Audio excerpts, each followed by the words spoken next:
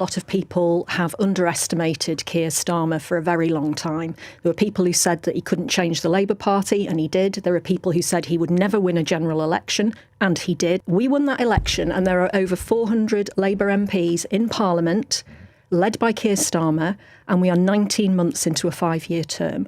And so I think people who, the naysayers and the people who underestimate Keir again and again and again, they were wrong before and they're wrong this time. She is joined by the rest of the Cabinet in throwing their support behind Sir Keir Starmer, as well as former Deputy Prime Minister Angela Rayner. Downing Street insists Sir Keir has a clear 5-year mandate. LBC's political editor, Natasha Clark, says some of those figures may well be biding their time. There's a reason why we've seen Wes Streeting and Angela Rayner come out and publicly back the Prime Minister, despite what we are hearing in private, which is very different from those public shows of support that we've seen from all Cabinet Ministers today. Wes Streeting is not ready to fight a leadership challenge. Angela Rayner is not ready to fight a leadership challenge. But they both want to fight one in due course, just not now. Ghislaine Maxwell has refused to answer questions as part of a US Congress investigation into Jeffrey Epstein. She appeared remotely before the Oversight Committee, but it's understood her lawyer used the opportunity to campaign for a pardon. Democratic Representative for Virginia, Suhas Subramaniam, is on the committee and has told Andrew Marr this isn't unusual behaviour for Maxwell. She was very robotic. She was unremorseful. She has shown a lack of empathy for the victims, no responsibility for all of the things she did to all these women. And so, we got sort of the same impression from her as she was pleading the Fifth Amendment and not answering our questions.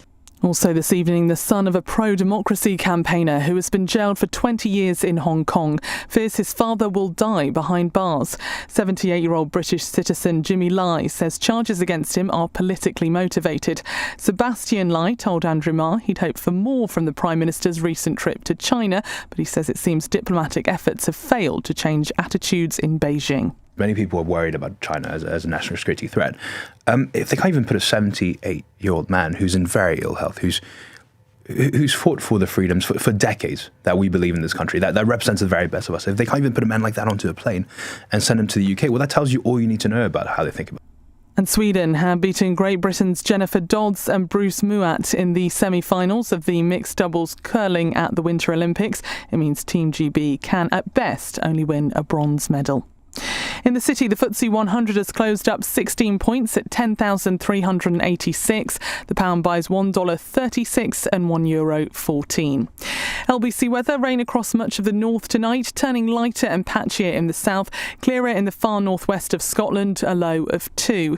Cloudy tomorrow with outbreaks of rain in the north and west, patchy light rain elsewhere with some bright spells in the southeast at times, highs of 13 degrees. From Global's newsroom for LBC, I'm Amelia Cox.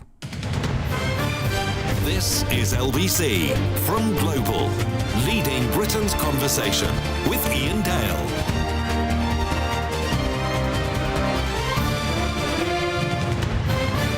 Hello, a very good evening to you. It's 7:04 on LBC. Welcome to the programme. It's Iain Dale with you until 10. Don't forget, you can now watch our whole programme, not just Cross Question, but the whole 3 hours, live on Global Player, the LBC app and the LBC YouTube channel. So there I was this morning, listening to Nick Ferrari at breakfast, and up pops my old friend Jackie Smith. I mean, what a day to be given the media round to defend the government and defend the Prime Minister. And I then listened to her on 1 or 2 other programmes, being a loyal friend and all that. And it was a very sticky wicket for any government minister to appear today. I thought it was an absolute disgrace that no one in the Cabinet was willing to go on the media to defend the Prime Minister, given the resignation yesterday of his Chief of Staff, which I think actually made Keir Starmer's position more difficult. I did slightly smile when Jackie said to Nick Ferrari, there you go, Nick, off on one again. And so she put up a good fight. But in the end, you had to sort of see through the fact that she obviously, as a government minister, had to toe the party line and defend the Prime Minister.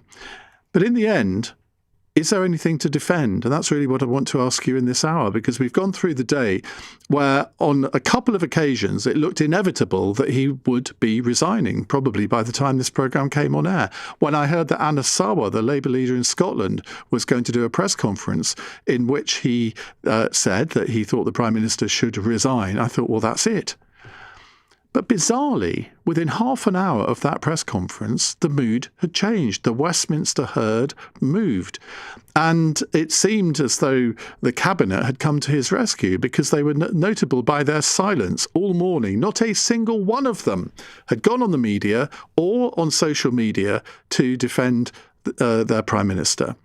And yet, as soon as Sarwar had sat down, there they all were, tweeting out. They weren't. All of the tweets were different, but clearly, someone in Downing Street, those that are left, somebody had said, "Okay, well, Cabinet, could you please go on social media?" And I think all of them have done now. Maybe not quite all, but nearly all. And then, of course, also this afternoon, the Director of Communications in Number 10, Tim Allen, resigned. And you're tempted to think, well, who's left advising Keir Starmer? So my question to you in this hour is, has the Cabinet done the right thing in keeping Keir Starmer in place? How much longer do you think he'll survive in office? He may get through this, but if he does, he's got the Gorton Denton by-election to deal with, and then, of course, the May elections. I still think it is almost odds on that he will go after those May elections, if not before, but I'm more interested, frankly, in what you think, and indeed what Natasha Clark, LBC's political editor, thinks. She is with me now. What a day. What a day. Just on Jackie Smith's media round, someone I messaged earlier to congratulate them on Jackie the survivor scraping through. They messaged back saying, imagine if that was your job, just being called hopeless for 5 minutes on live TV and then going to another studio to do the same. Who would want to do that I think the worst part of it for her was when Nick Robinson called her veteran minister. Oh, gosh, she loved that. I bet she loved that. But look, it's been an extraordinary day in Westminster. We do say that quite a lot, don't we? But it started the day with the fallout from Morgan McSweeney and what that meant for Keir Starmer. A couple of hours later, the resignation of his Director of Communications, Tim Allen. And then, of course, that extraordinary press conference from Anas Sarwar. This afternoon, I think it's fair to say the Prime Minister's position did for a very long time, actually, I think, look very perilous. Here was the words of the Scottish Labour Party leader, Anas Sarwar. This isn't easy, and it's not without pain, as I have a genuine friendship with Keir Starmer. But my first priority and my first loyalty is to my country, Scotland. And I am not willing to sacrifice Scotland's NHS, our schools, our communities, our towns, cities, villages and islands to a third decade of an SNP government. That's why the distraction needs to end, and the leadership in Downing Street has to change. The situation in Downing Street is not good enough. There have been too many mistakes. They promised they were going to be different, but too much has happened. Have there been good things? Of course there have, many of them, but no one knows them and no one can hear them because they're being drowned out. That's why it cannot continue. But Iain, I agree with you that really what moved the day on was when the herd moved, and the herd today was the Cabinet. So ministers in Westminster came forward to announce they don't want Keir Starmer to go, and obviously they would say that, wouldn't they? They're part of the Cabinet. But there was, I think, a few days of speculation over the last few days where people have gone, is there going to be a Cabinet Minister resignation which is going to force the Prime Minister to step down? Earlier today, our colleague Andrew Marr heard from the Wales Secretary Jo Stevens. She insisted that nobody inside Downing Street had demanded that she offer her support to Sir Keir. Nobody told me to declare my public support for the Prime Minister. I declare my support for the Prime Minister in most interviews that I do, and have done for a very long time, because I think he is the best person to lead this country. He's rehabilitated this country on the international stage. The reputation of this country has been restored because of the work he's done, and that is alongside everything that he's delivered domestically in the last 19 months. And you feel personally that he is going to be the man to lead this country, not just for the next few weeks or months, but throughout this Parliament? I do. You see, if Jo Stevens is right that no one told her to do what she did and issue that tweet. Joe, come on. Well, I mean, let's say it's true. Well, that's further evidence of a total rubbish operation in Downing Street, isn't it? Because that should be part of their job. It would be. And, I can categorically say that Number 10 got their bums into gear sort of mid-afternoon, right? Around the time that they knew that Anna Sarwar was going to make this statement. And obviously we do know, because Anna Sarwar said at the press conference, I have spoken to Keir Starmer. We knew that it was coming. They decided to start to engage then. Number 10, who had been briefing throughout the day, started briefing more. And we saw message after message after message from all of the cabinet. And eventually, right down to the people who we thought in cabinet might not come out to support Sir Keir Starmer, including people like Wes Streeting. Even Number 10 had got in touch with Angela Rayner's team to get her to support the Prime Minister. So there was an operation. She would support him because it's not in her interest for there to be a contest now until she's been cleared by HMRC. What a tangled web we weave. For sure. And obviously, it's exactly the same for Wes Streeting, right, who tonight has published all of his messages with Lord Mandelson in a bid to try and get ahead of this situation. He obviously wants at some point to try to stand to be Prime Minister, but neither of them are quite ready. Angela Rayner, as you say, that tax investigation by HMRC, it's still going on. I do wonder, though, obviously after what we've seen from the Cabinet today, obviously we are now hearing the Prime Minister is addressing the PLP as we speak. We expect to be hearing from those MPs when they come out of that hearing. We'll be hearing from Maggie Schomburg, our Deputy Political Editor, later on in the show about what they had to say. I do wonder if we're about to see the Andy Burnham moment of the year, when last year at the party conference, when Andy Burnham started to make manoeuvres, everybody rounded on him. It gave everybody a sense of unity. They all got behind the Prime Minister. I wonder if we're about to see that kind of moment happen here. Well, we've already seen a James Purnell moment, haven't we? Now, do you know what I'm referring to? You know what you mean. You do. You're not that young. Yes, no, not that young. Andrew Marr kindly explained it to me. Oh, did he? Right. No, well, just for our listeners, I think it was after the European elections in 2009, James Purnell, who then was Culture Secretary, resigned from the government and expected others to follow him, and no one did. Well, that was the talk earlier today, that maybe Anna Sarwar thought that other cabinet ministers were about to sort of go out and fight and put a leadership challenge, and maybe he was incredibly misinformed. I find that quite hard to believe, but there is a potential that might have happened. What has clearly happened is that Westminster, the bubble, all of these Labour MPs are galloping, I think, faster than I think the public are on this issue. And we've been hearing from callers, if you listen to LBC over the last 24, 48, 56 hours, it's clear that people are angry. It's clear that people don't like Keir Starmer. But do they believe that he should be resigning right now over this issue? There's a bit of a debate. Well, that was interesting. I was listening to Sheena, that's my sister, Sheila this afternoon. Sheena's the punk rocker. Sheila was saying that a lot of her callers just wanted things to calm down, and there wasn't this sort of real anti-Starmer feeling. It's going to be very interesting to hear what we hear from our callers in this hour, and indeed after 9 o'clock, as to what the mood of the voter is. Because sometimes you and I both know that what we are experiencing in Westminster is not what people necessarily out there are thinking. It's not. The Westminster psychodrama is something that Keir Starmer promised to end. It's fair to say that hasn't happened, but there are many people out there that will be supporting him to stay as Prime Minister because they do not want the chaos of a Labour leadership election and potentially another general election. The public are just sick of it. They want governments to get on with governing, and I think that will go in Keir Starmer's favour right now. Thank you very much, Natasha. That's Natasha Clark, LBC's political editor. Well, one of the key components of a leadership election in the Labour Party is what the trade unions do and what they think, who they throw their weight behind. Good friend of the programme, Joe Grady, joins us, General Secretary of the University and College Union. Joe, very good evening. What do you make of today's events? I think you've already said that you think Keir Starmer should go. Have today's events changed your mind? No, the people at the top of the Labour Party, they knew about Mandelson's extraordinary close friendship with Epstein. They knew about the fact that he'd stayed at his house while he was in prison. A few weeks ago, I imagine some of the top people in Labour were central to his appearance on the Laura Koonsberg show, where, he attempted to rehabilitate himself. They knew all this. And what we know is that they still elevated him to, a really serious position in the US. And we know that he was also, elbow deep behind the scenes in helping select and also block people who could run for election. I imagine actually blocking Andy Burnham from standing in Gorton and Denton was probably something he did as he was walking out the door. He's been a key architect of Starmer's rise to power and, the rough and tumble that has kept him there. And we know that Starmer overlooked all of this. And we know that he did that because it was convenient for him to do so. He's admitted his mistake, his misjudgment. He's apologised for it. But should he really lose his job over it? You see, for me, Mandelson was there precisely because he was the kind of charismatic henchman that fixed things. He did the dirty work that they required him to do. And I think for Keir Starmer to turn around now and say Mandelson lied to me has just zero credibility. And I also don't think that this is just about Mandelson's connections to Epstein.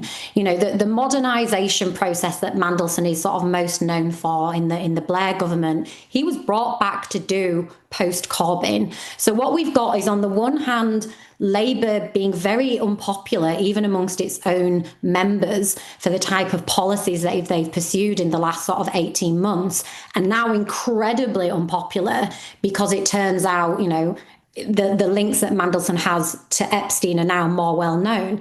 And I personally don't think this is credible for Keir Starmer anymore. And I know you were just talking about the Westminster psychodrama and whether or not people outside of Westminster care. Last week on Union Business, I went from the southwest, from Exeter in Devon. I went all the way up to Glasgow in Scotland and then back down to Southend-on-Sea.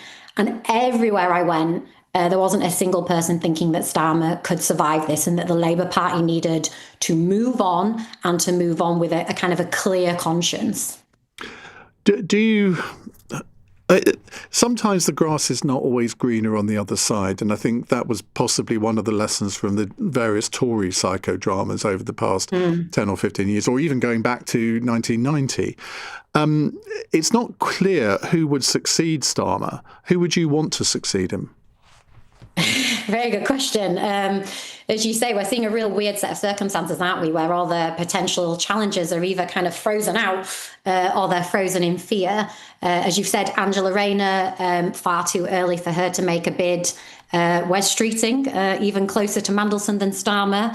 And Andy Burnham, who is the candidate that I would prefer to see, he was blocked from standing for election. And I think that makes all the more sense now. Streeting, Starmer and others will have known just how close the wolves were at the door for Mandelson when they made that decision.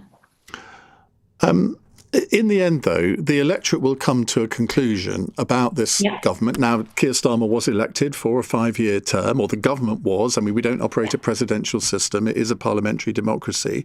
And he can quite fairly say, well, I was elected for that. If he does resign, there will be a lot of people in Reform and the Conservative Party who say there should be a general election. Now, I think that's for the birds. I don't think there should be a general election. That's not part of our system. But Angela Rayner, Wes Streeting, all of them, they called for a general election when Boris Johnson went or Liz Truss went. So, I mean, that's another difficulty, isn't it? Yeah, I mean, I think that was misguided of them, to quote Brenda from Bristol, not another one. I don't think there should be general elections when prime ministers step down. We'd have had one every 5 minutes under the Tories. This country, needs some stability. A government does need some time to, enact policies. And I don't think there should be a general election, but I think Labour should absolutely wake up from sleepwalking into even more disaster. I do think they should offer Andy Burnham a route back. I think, big parts of the Labour membership want to see that. Yeah, I think it's rich, as I say, the Tories calling for an election. There'd have been weekly events under them. But I also think, and I am a Labour voter, I'm a Labour member. This idea that we have to rally behind Starmer as like a loyalty card, I think is out of touch. And I think that is what will help reform.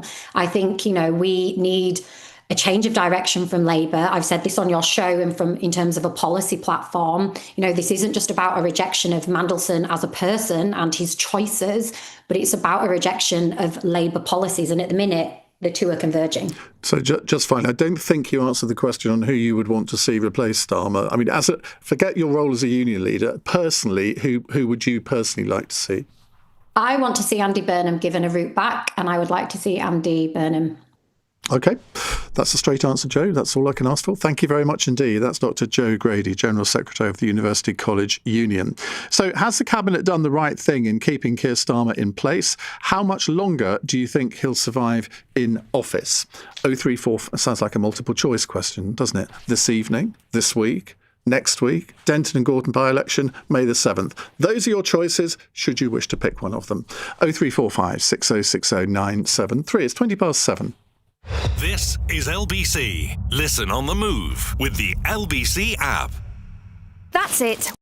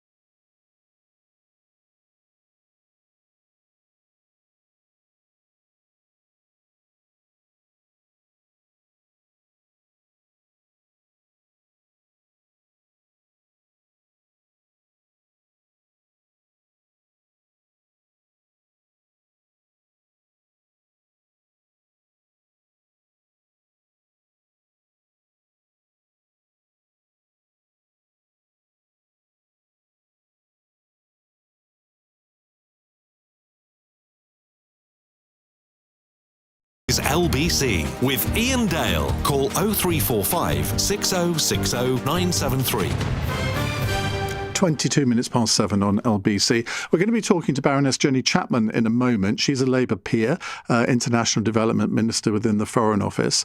She was also one of Keir Starmer's chief advisors in opposition. Peter is in Newquay. Hello, Peter.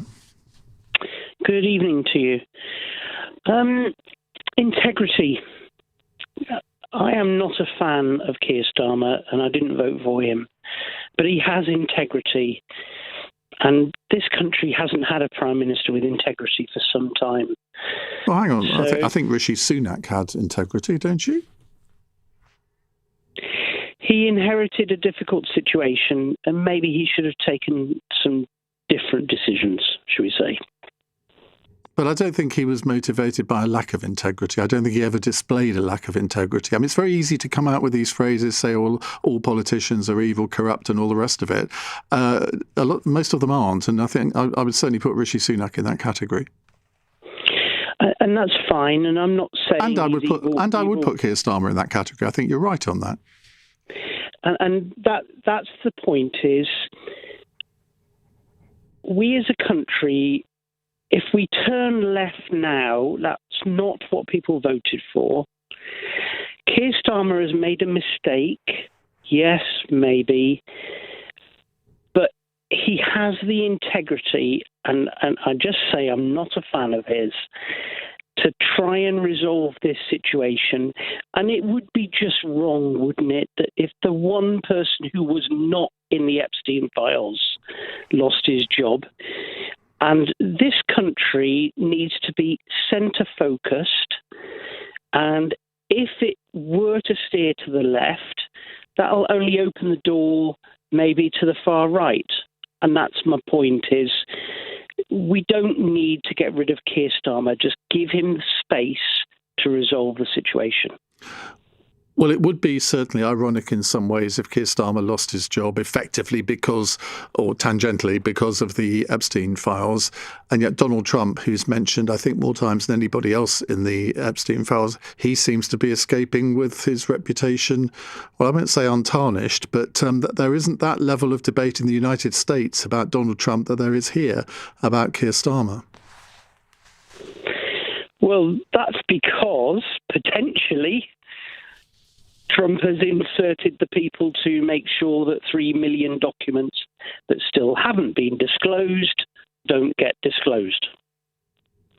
What about the question, though, that I think is quite difficult for Keir Starmer to answer? When his chief of staff resigns, using the wording that he did, effectively saying, well, I'm taking responsibility for the advice that I gave the Prime Minister, then people naturally say, well, hang on a minute, shouldn't the Prime Minister also take his fair share of responsibility for being where the buck stops and making that decision? Accepted.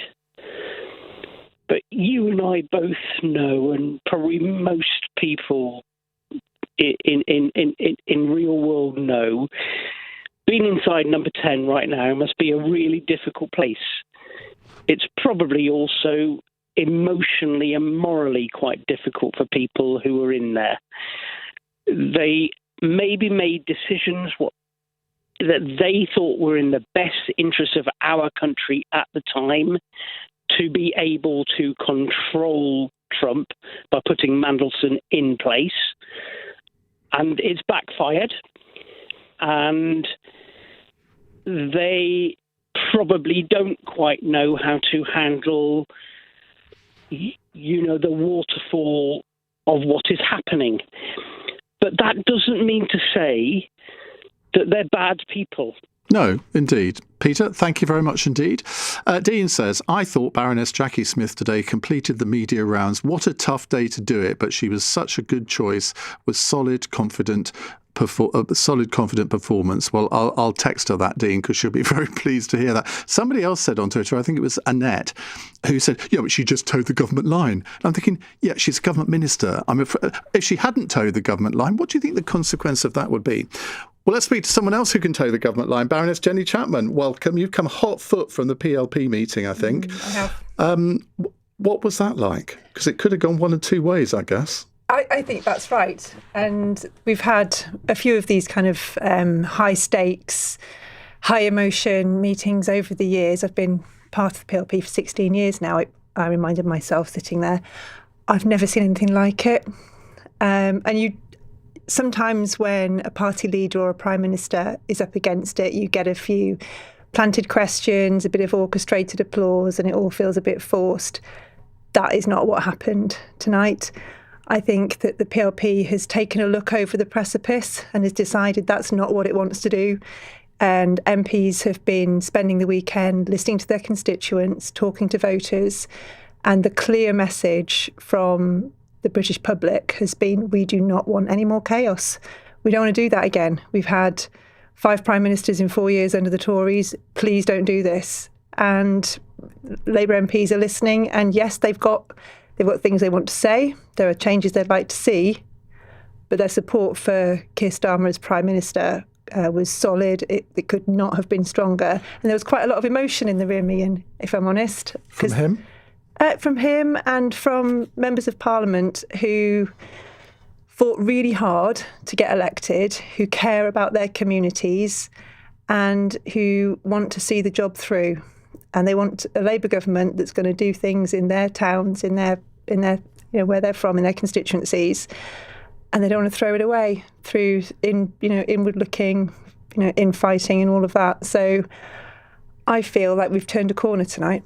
I mean, you're sitting here as a politician, not a reporter. That's right. And, I mean, these meetings are supposed to be relatively confidential, but, of course, a lot of MPs... I mean, we've got our Deputy Political Editor, Aggie Chambray, I'll be on in a minute, telling us what MPs have told her. Right. But can you, without sort of breaching any confidences, can you tell her... I mean, were there people who had a bit of a go at him? Because, I mean, in some ways, I think he would have expected that.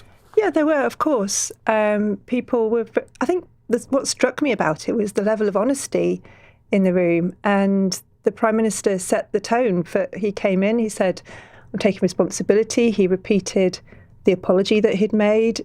He'd said, I'm owning this, but I'm going to put this right, and that we need to do this together as a team. And that was very well received. There were some honest messages back, but the thread that joined it all together was whatever our differences and whatever we think about certain decisions that have been made, we will do a disservice to the country if we don't stick together and we don't carry on and fight to deliver for the people that we want to serve. Did he say anything about his team within Downing Street? I mean, you were part of his team in opposition. He has, shall we say, lost quite a few people over the last 18 months from his Downing Street team. Yesterday, he lost his chief of staff, probably his closest friend in politics. Well, that's how he's certainly being portrayed. Today, he's lost his director of communications. I mean, that doesn't bode well, does it? But I think Keir's in charge, and he will choose who he wants around him to work alongside him day to day in Number 10. And I think, Morgan McSweeney is a good friend of mine as well.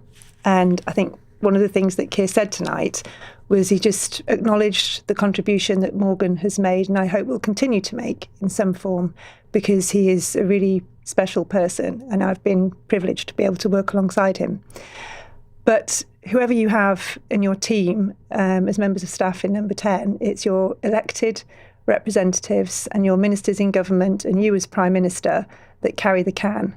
And he will choose who he needs alongside him to help deliver for the country. But you will have read Morgan McSweeney's resignation letter. There was a sentence in that immediately leapt out at me, and I suspect it did to you too, when he said, look, I'm taking responsibility for the advice that I gave to the Prime Minister. Now, as soon as I saw that, I thought, well, that's actually made Keir Starmer's position worse, because the clear implication is, and he may not have meant it like this, but the clear implication is, well, I've taken responsibility, I'm resigning, so why doesn't the Prime Minister?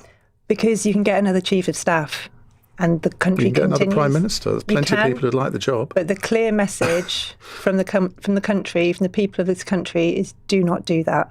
They do not want the chaos. You can't just get another Prime Minister. It's chaotic, it's destabilising. It affects the economy, it affects our international relations, and we all know how important that is now, perhaps in a way we didn't appreciate before. And we've all seen that our Prime Minister has done a tremendous job on the world stage, which makes us safer, more secure, more prosperous. So it isn't the same thing to change a Chief of Staff and to change a Prime Minister. I respect Morgan for saying what he did. I wasn't surprised that he put it that way. He takes his role very seriously. He's a decent person, as is the Prime Minister, which is why they've worked so closely together for so long. But now Morgan will do something incredible for the next phase of his life, and the Prime Minister will continue to lead the country. Should Anna Sarwar be sacked? Well, it's not for me, or it's not for Keir to sack Anna Sarwar. I was a bit disappointed, I have to say, when I found what he was about to do today. Well, he didn't pick up the phone to me when I called him just beforehand. I was rather surprised myself. However, Keir Starmer has quite a record of being quite disciplinarian over acts of disloyalty. He's withdrawn the whip from quite a few MPs for what I would consider comparatively minor things. This is not a minor thing. I mean, this is outright disloyalty. Can he really lead the Scottish Labour Party into the May elections? Well, that would be a matter for the members of Scottish Labour. But you would have a view on it? I would have a view. Yeah. I don't think right now is the right time for me to give my view. No, because I know, like, and respect Anas. I was disappointed in what he did today, and it's for him to really think about whether he wants to stand by what he said or how he wants to handle that, and he'll have conversations that he needs to have with his Scottish parliamentary colleagues, who I know also have views which are for them to share. But it's not. You're hinting that they're rather different to his. That's not for me to say. But it's not the leader of UK Labour doesn't fire the leader of Scottish Labour. That is not how we work, and it's for the members in Scotland. But I mean, in those elections, the campaign starts in less than 2 months' time. How on earth could Keir Starmer go and campaign alongside Anna Sarwar? I mean, because we all know what all the media would be asking. They won't be interested in the issues. They'll just be looking at the psychodrama. I see some tough chats ahead between the two of them, because the campaign started quite some time ago. I was so pleased when Anas Sarwar became the leader of Scottish Labour. I think he's a fantastic person, and he's done an amazing job. I want to see him continue to do that amazing job. I want to see him as First Minister in Scotland. He's going to have to sort out his differences with the Prime Minister, but I'm sure he can. Did I hear you right a moment ago? You said you phoned him just before the press conference and he didn't pick up. What were you going to say to him? Just pretend I'm Anas Sarwar. I had a lot to say to him. Were there many words that didn't involve more than 4 letters? No. Anyway, it is what it is, and he said what he had to say, and now he can decide what he wants to say next time. I love the fact that you haven't really escaped your previous job in Keir Starmer's leadership office. But Jenny, thank you so much for coming over and talking to us here on LBC. Right, we'll take some more of your calls in a moment. And we're also going to be talking about the sentence handed down to the in Hong Kong to Jimmy Lai, which I think we can all agree was an absolute outrage. It's 7:35, news headlines on LBC with Amelia Cox. Buckingham Palace says the King is ready to work with any police investigation into his brother Andrew Mountbatten Windsor. Thames Valley officers are assessing claims the former prince leaked confidential details about his work as a UK trade envoy to Jeffrey Epstein. Sir Keir Starmer has the support of his cabinet after Labour's leader in Scotland called for him to resign over Peter Mandelson's appointment. The Prime Minister is fighting for his political survival, with Downing Street insisting he won't step down. And Ghislaine Maxwell has refused to answer questions from Congress as part of its investigation into Jeffrey Epstein. The 64-year-old has invoked her right against self-incrimination while appearing before the House Oversight Committee. LBC weather: rain across much of the north tonight, turning lighter and patchier in the south, clearer in the far northwest of Scotland, a low of 2 degrees. This is LBC. The Vox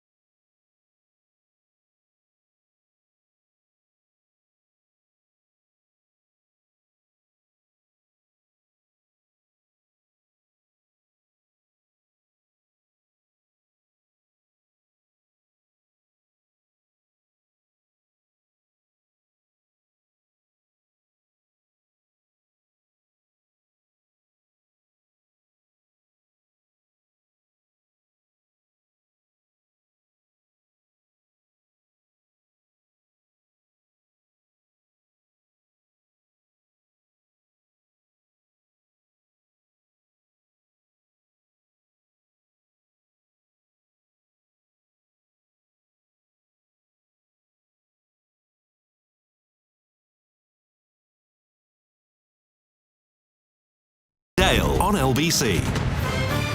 7:38 on LBC. Jimmy Lai, Hong Kong's pro-democracy media tycoon, has been jailed for 20 years for colluding with foreign forces under the city's controversial national security law. Well, earlier this evening, Andrew Marr spoke with Jimmy's son Sebastian, who explained what he wants Keir Starmer and his ministers to say to Chinese authorities about his father's situation. They should say that if if there is a warming of relationship, then my father's release should be a litmus test of that warming of relationship, that this is something that... So in other words, we won't go any further with anything. We won't go any further with your embassy or in any other way until you resolve the situation. But how can we go further? How can we go further in a relationship where it's so very clear that the Chinese are not willing to do anything? If they're not even willing to do something so humane, as putting a man on a plane, and it's a very easy thing for them to do. Frankly, it would take them 2 hours to put my father on a plane and send him back here. If they are even willing to do that, when we have called for his release, the US have called for his release, so many states have called for his release, the UN, European Parliament, European Union, then what can we expect from this relationship going forward? Sebastian Lai there. Mark Saber joins me, UK and Europe Director for the Committee for Freedom in Hong Kong Foundation. Mark, very good evening. Were you expecting this sentence? We were expecting it to be an unpleasant and uncomfortable sentence. We thought at best 10 years. Jimmy Lai is 78. He's unwell. He's been in solitary confinement for 5 years. Giving a man of that age and in that condition 20 years is a life sentence. It's arguably a death sentence. And he is now the longest sentence that's been given to anyone under the national security law. Everyone else has had 10 years or less. Even Liu Xiaobo, the famous Nobel Prize winner, only got 11 years, but he did die in prison. And so the notion that you would give somebody whose crime was to own a newspaper that was pro-democracy and that shone a light on CCP interference in Hong Kong, a free city, and that person should get a life sentence, essentially, is pretty shocking. And all the worse that he's a British citizen, and all the worse that in the 5 years that he's already been in prison, not one prime minister has had the strength, the courage to actually make his release a condition of any relationship with China. So is that what you think Keir Starmer should have done on his recent trip to Beijing? There shouldn't have been a trip without a precondition, which is Jimmy Lai is a British citizen. When he arrives in Heathrow, I'll arrive in Beijing. Let me play devil's advocate here. Sure. We would be the first to resent it if China decided to interfere in our own legal system, justice system. Why should we expect the Chinese to behave any differently? I mean, we may not agree with their justice system, but I mean, we could not accept a foreign government saying to our Prime Minister, well, we'll only deal with you if you let so-and-so out of one of your prisons. But it does happen all the time, all over the world. In the 5 years that Jimmy has been in prison, Americans have been released from China, Australians, Irish, Canadians. All those governments have gone into bat for their citizens. We seem to be the only country incapable of puffing out our chests and saying it's enough. Secondly, well, Keir Starmer says he did speak to the Chinese leader about it when he was there. Speaking is not enough at this point, surely. We've had 5 years of multiple prime ministers speaking. At some point, you have to say this is too much. Secondly, there is the Sino-British Declaration, which is a legally binding international treaty recognized by lots of countries. China tears it up by introducing the national security law. It puts Jimmy in prison and many others. Almost 2,000 political prisoners are now in Hong Kong. Puts bounties on the heads of Hong Kongers living in the UK. We have spies in our parliament. We have a Hong Kong Economic Trade Office used as a spy hub. We have the issues with the mega embassy. There is issue after issue after issue. The Sino-British Declaration is 50% ours. Why are we not defending it? And part of defending that would be to say, that's our citizen, we want him home, thank you. Do you think there's any hope that the Chinese will release him, well, within the next 2 years, say? I mean, this is the biggest source of contention that we have in our, with our colleagues all the time is nobody knows what the Chinese are going to do. It's all made up on the spot. If we put them under sufficient pressure about things that they want here in the UK, possibly they will. The most important thing is they have to save face. Whatever happens, they have to look like it's their decision and they're winning in all of this. And the tragedy for me as a British citizen is why do we not have that same attitude to British citizens that we have to win for ourselves as well? So I suppose Keir Starmer could have said, OK, you release him and we'll let you have your embassy. Well, I mean, it could have been a negotiating point about the embassy. I mean, the embassy is terrible for the United Kingdom in general. There's no question about it. That particular location, the issues that how many security services have raised concerns about it, local residents, MI5, MI6, Met Police. I mean, it's going to be a disaster for the United Kingdom. Who needs an embassy that size? They've asked for 600 diplomatic passports. They've got 230 rooms in 200,000 square feet and so on and on, not to mention the redacted rooms all around the basement. Even the US Embassy doesn't have 200 diplomatic passports, but China needs over 600. I mean, it's a spy den of epic proportions. We're going to become the new Vienna if this happens here for the Chinese. Well, you see that. I see that.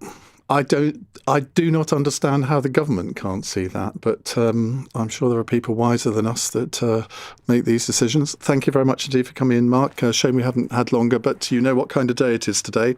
It's Mark Sarwar from the Hong Kong and Europe. He's the UK and Europe Director for the Committee for Freedom in Hong Kong Foundation. Right, we'll come to your calls in just a few moments' time. It's 7:45. On the latest episode of The Newsagents. With the calls for Keir Starmer's resignation getting louder and louder, we ask, is that really fair? Or is it just the latest example of Westminster hypocrisy? Get the latest episode of The Newsagents with Emily Maitlis, John Sopel and Lewis Goodall. Listen or watch on our free Global Player app or the LBC app.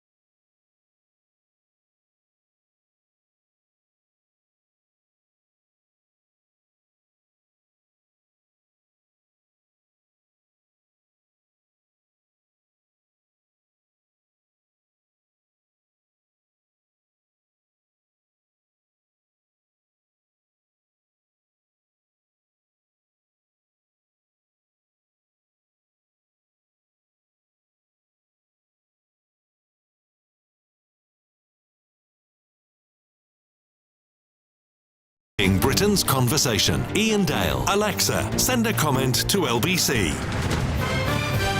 7:48 on LBC. Well, of course, there has been also a bit of royal news today with regard to the Epstein files. The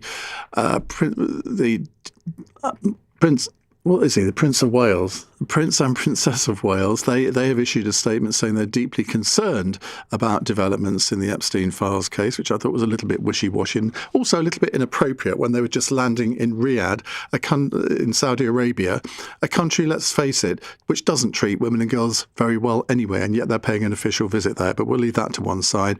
And, of course, later on this afternoon, the King says he stands ready to support any police investigation into his brother, Andrew, and has profound concerns about allegations surrounding him. Well, more on this with Jack Royston, Chief Royal Correspondent for Newsweek. Jack, I suppose it is a surprise that we get these two statements in the same day, one possibly more meaningful than the other. Well, quite. I think basically there's a significant recognition now that this is not going away, and it's probably not going to go away all week.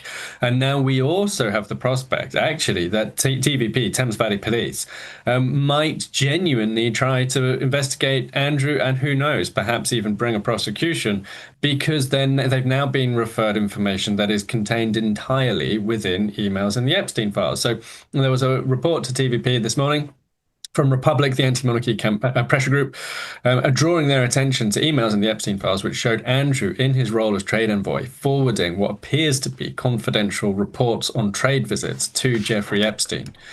So that is much more kind of, in evidential terms, it's much more cut and dry whether an offence has been committed or not. Now, it's not for me to say, it's for the police to review and the CPS and, ultimately, if it gets that far, a jury. But it's very different to the kind of he said, she said dimension to allegations of sexual abuse. Now, it's actually quite a kind of tragic and depressing and sad thing to say.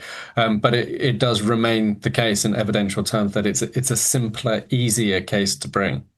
And if the police do want to speak to Andrew Mountbatten Windsor, do you think they would go to him, or would they ask him to turn up to, I don't know, Reading Police Station at a particular time? I think in the case of a royal family member, they would go to him. I mean, if it was you or I, no doubt we'd be told to attend a police station. Well, why should it be different? He's not an official royal anymore. Well, it probably shouldn't be different, but I suspect it will be. I mean, apart from anything else, I think the police would want to control when and how any information got out to the public, and if. So they probably would do things differently. Also, the police would be falling over themselves, and probably not to embarrass the king, on the off chance that the prosecution disintegrated and they didn't get a conviction. So they'll probably kind of have their eyes on both sides of the fence, if you know what I mean. That both the public pressure and anger over the fact that Andrew hasn't been prosecuted yet, but also how things might seem different to them if they brought a prosecution and it failed. Jack, thank you. That's Jack Royston from Newsweek. Well, let me tell you who's on Cross Question in only 9 minutes' time. Catherine Atkinson, Labour MP for Derby North, Bradley Thomas, Conservative MP for Bromsgrove, Sharon Gafka, political campaigner and Love Islander, and James Hanson, LBC presenter and not Love Islander. Somebody who ought to be on Love Island is Aggie Chambray, though, our political correspondent. She has hot-footed it over from having her ear to the wall of the PLP meeting. Now, I just did quite an interesting interview with Jenny Chapman, who of course was in the room and I think was behind Keir Starmer, and she was telling me about how angry she was with Anna Sarwar, and she tried to phone him just before he went into the press conference and he didn't take her call. She was none too pleased by that. Oh, wow, that's fascinating. Well, apparently he did come up in this parliamentary Labour Party meeting. Keir Starmer is said to have talked about him. They wouldn't say whether MPs had asked about that too. But I think it's inexplicably had a uniting effect on that was what Jenny Chapman said. Labour MPs, because I've never seen a parliamentary Labour Party meeting like it for a couple of reasons. Number one, there were journalists literally lining the halls, sat on the floor, and then MPs who weren't allowed in. It was so full that MPs were queuing. It was a one in, one out policy, like a sort of terrible nightclub in the 90s. How would you even know? I don't know. But you're right. When Keir Starmer walked in, there was a massive applause, I think for about 37 seconds or something. About 37. You can't be a little bit more specific. Seconds. And people inside were telling me it was genuinely pretty stirring, emotional. A Labour MP told me it was the best speech he had ever made. And I can give you some extracts, Ian, of what he said. He talked about the fact that he'd won every fight he'd ever been in. He fought to change the CPS, the Crown Prosecution Service, so it better served victims against victims of violence against women and girls. He fought to change the Labour Party, and they gradually said, you might just get that over the line. We won a landslide majority. Every fight I've been in, he said, I have won. So very, very much coming out, fighting, talked about the battle with reform as the fight of our lives, saying that is my fight, that is all of our fight, and we're in this together. He did also apologise for the damage that had been done by appointing Peter Mandelson. But so I'm told there were 43 questions. None of the MPs called for him to go or asked. I was told there were kind of 3 or 4 slightly negative questions, and even those were just, we need to do better. No one actually calling for him to go. And ministers coming out saying he did a really good job. Another MP saying, I think a line is drawn for now, live to fight another day. Another MP saying a fair degree of honesty about everything, but unity was the order of the day. And on Anna Sarwar, Rachel Taylor, MP, said that Anna Sarwar's actions had been selfish and that Labour needed to come together for the good of the country. So I think it probably couldn't actually have got this specific bit of the day could not have gone better for the Prime Minister. Have you ever experienced a day like it where yesterday afternoon we were all told that the Prime Minister was going to do a statement in Downing Street. Then within half an hour he wasn't going to do a statement in Downing Street. Then we wake up to find Jackie Smith doing the media round rather than a cabinet minister. The whole cabinet stays silent throughout the morning until Anna Sarwar had spoken. And that seemed to be, I don't know whether I mean cauterise a wound or uncauterise a wound, but I mean, that when the history of all of this is written up, I think that will be a crucial moment. Definitely. I mean, I think when that happened, in the hour before Anna Sarwar made his speech, when everyone knew what he was going to say in this press conference, but he hadn't actually said it, it felt like the biggest moment of danger for the Prime Minister. And everyone was looking, as you say, at the Cabinet. Where is the Cabinet? What are the Cabinet going to do? Are there going to be ministerial resignations? Is Eluned Morgan, the leader of Labour in Wales, going to follow? And in the end, Anna Sarwar stood up, made his pitch, said Keir Starmer needed to go, and very quickly... His very good friend, Keir Starmer, his very good which he repeated about 5 times. Yes. I'm thinking with friends like that. He did say that he'd phoned Keir Starmer beforehand to let him know that he was going to do this, and then said, I think we disagreed on what the right approach was, and I was surprised by that. I hope somebody took a recording of that.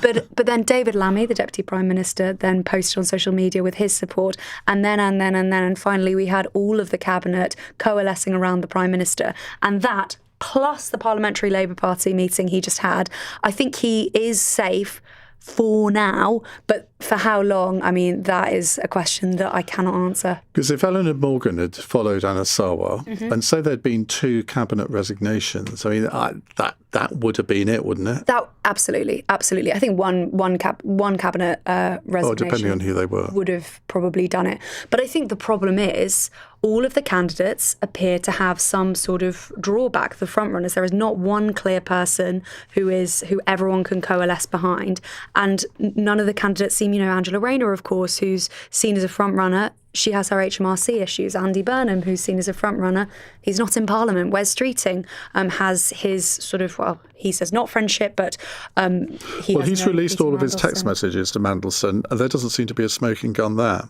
Well, I think that's why he's done it. I think there are kind of news lines out of that. There's some news lines, but there's nothing to incriminate him. Well, I think that will be why he has done it, because there was speculation all weekend, lots of Angela Rayner's so-called allies in the newspapers talking about the fact that there was going to be this sort of smoking gun, and the fact that these texts were going to be released was going to be very, very difficult for him. So I think that's why he would have made that decision.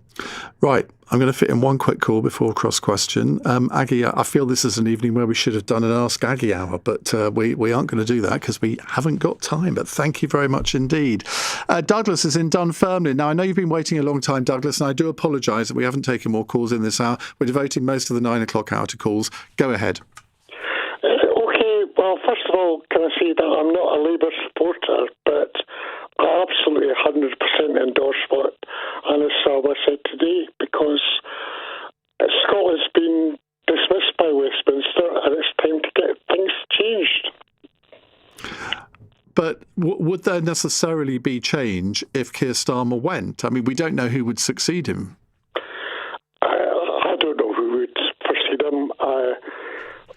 As someone who was a civil servant who actually attended a subcommittee of cabinet one day and saw how bad politicians actually were. I dread to think we would succeed them, but all I can say is that Scotland is better than what Keir Starmer has to offer. Well, effectively, that's what Sarwar was saying. He said, look, I'm not doing this for personal interest. I'm doing it for my country because we can't afford for there to be another SNP government. Well, it doesn't seem to have worked, whatever he was planning to do there. Douglas, thank you very much indeed for your call. Right. Cross Question is next. It's going to be a cracker, I can just tell. We have Labour MP for Derby North, Catherine Atkinson, with us. Bradley Thomas, Conservative MP for Bromsgrove. Sharon Gafka, political campaigner and former Love Island contestant. And LBC presenter James Hansen making his debut on the programme. The number to call if you'd like to put a question to our panel, 0345 6060 973. You can WhatsApp on that number. You can text 84850. And of course, you can watch us live on Global Player, the LBC app, or the LBC YouTube channel.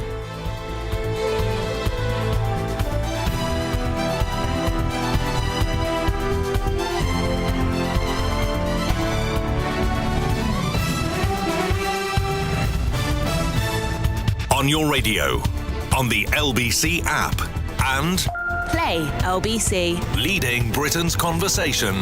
This is LBC. From Global's newsroom at 8 o'clock, Buckingham Palace says it'll work with any police investigation into Andrew Mountbatten Windsor. Thames Valley officers are assessing fresh claims the former prince leaked confidential details about his work as a UK trade envoy to Jeffrey Epstein. He's previously denied wrongdoing.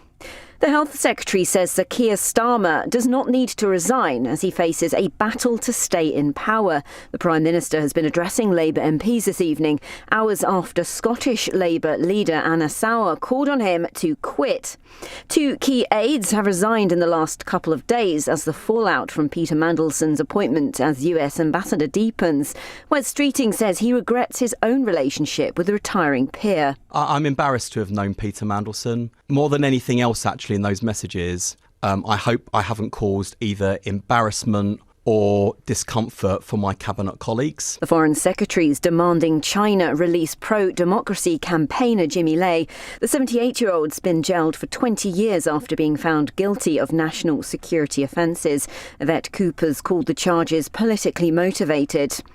A man who abused children at the Bristol nursery where he worked is facing jail. The judge in the case of 30-year-old Nathan Bennett, who's from Bath, says he was every parent's nightmare. Great Britain's mixed curlers have missed out on a shot at gold at the Winter Olympics. Jen Dodds and Bruce Mouat were beaten 9-3 by Sweden in their semi-final and will now compete for bronze. Kirsty Muirs finished 4th in a women's free ski slopestyle final, while teenager Mia Brooks goes into the snowboard big air final tonight. And more than 100 flood warnings are in place across England. Forecasters say there's no sign of a prolonged dry spell over the coming weeks. In the city, the FTSE 100 has closed up 16 points at 10,386. The pound buys $1.36 and €1.14. LBC weather, rain across much of the north tonight, turning light and patchier in the south, clearer in the far northwest Scotland, a low of 2 degrees. Cloudy tomorrow with outbreaks of rain in the north and west. Patchy light rain elsewhere with some bright spells in the southeast at times. Highs of 13 degrees. From Global's newsroom for LBC, I'm Katie Dartford. This is LBC from Global, leading Britain's conversation. Cross Question with Iain Dale. Hello, very good evening. It's 2 minutes past 8. It's Monday. It's Cross Question. On the panel with me tonight, to my left, Sharon Gafka, political campaigner, former Love Island contestant. Next to her, it's Bradley Thomas, Conservative MP for Bromsgrove. Not yet on Love Island, but you never know. To my right, Catherine Atkinson, Labour MP for Derby North. And to her right, making his debut on the programme, my fellow LBC presenter, James Hansen, who seems to be on every time of day whenever I look at the schedule, either on LBC or LBC 1 a.m. News. this evening. 1 a.m. Yeah. Well, you're a glutton for punishment. Well, at least there's a bit of prep for you, I suppose, doing this. Yeah. Right, if you'd like to ask them a question, the number to call 0345 6060 973. You can WhatsApp us on that number. You can text 84850, and you can watch us on Global Player, the LBC app, and the LBC YouTube channel. Call 0345 60 60 973. Text 84850. Cross Question. Watch live on both Global Player and the new LBC app. This is LBC. Let's go to our first caller. It's Sean in Exmouth. Sean, what would you like to ask the panel? Yes, hi there. Firstly, what would they do in Keir Starmer's shoes at the moment? And also, me being a Labour protester, I hope to God Iain Dale doesn't throw me over his shoulder like he did Damien McBride, leaving him injured. He's my neighbour. I think you got those facts slightly, well, in fact, completely wrong. Didn't you? Yeah, you threw him right over. He's okay now. No, I didn't throw anyone over my shoulder, He's a nuclear protester. Let's not even bother with that rather facile comment. Right. Catherine, let's go back to the crux of his question. What would the panel do in Sir Keir Starmer's shoes? Well, I have just come from the Parliamentary Labour Party meeting, a meeting that well, we're not allowed to, Ian. You know that. Well, Jenny Chapman did. We're not allowed to share what is said, but the many journalists that were huddled outside will have certainly seen an absolutely packed room. People couldn't get into the room, but they will have heard a resounding sound of unity and of there is.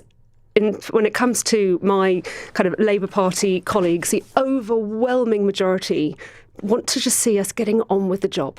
They do not want to see us following the kind of the Conservative path of constantly rearranging the top team.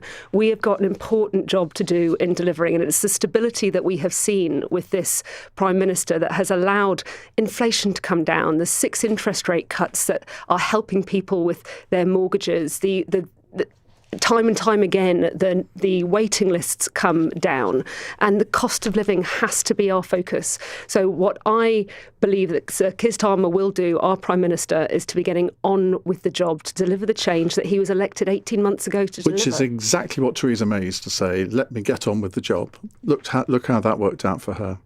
Well, what we saw from every cabinet member today was a team supporting their Prime Minister. A bit after the event, though, wasn't it? None of them said a word this morning. It was only after Anas Sarwar made his statement that they all presumably were encouraged by Downing Street to send out all these tweets. What I have seen is not only the support of Cabinet, but the support of the overwhelming majority of my colleagues who do want to see that focus on the cost of living, that focus on our NHS waiting list, and that focus on our economy. Forget completely about the misjudgment about Peter Mandelson. I think people are rightly furious about the portrayal of Peter Mandelson and want to ensure that the focus is where it should be on the victims of Jeffrey Epstein.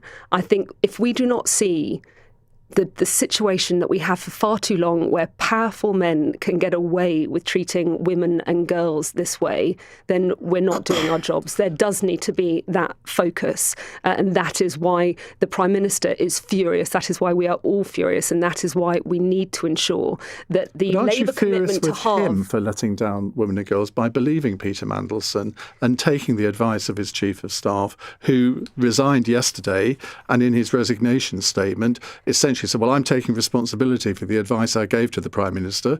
A lot of people will think the Prime Minister needs to take responsibility for that awful misjudgment.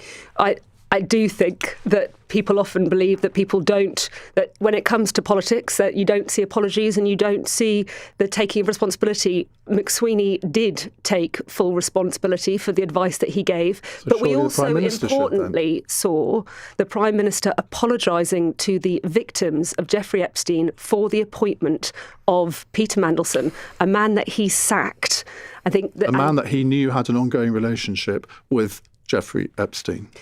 And it's essential that we don't, that when it comes to the focus on victims, that is what has to be the focus. And it has been frustrating. I think we've seen so many kind of debates and discussions where the victims are not at the centre.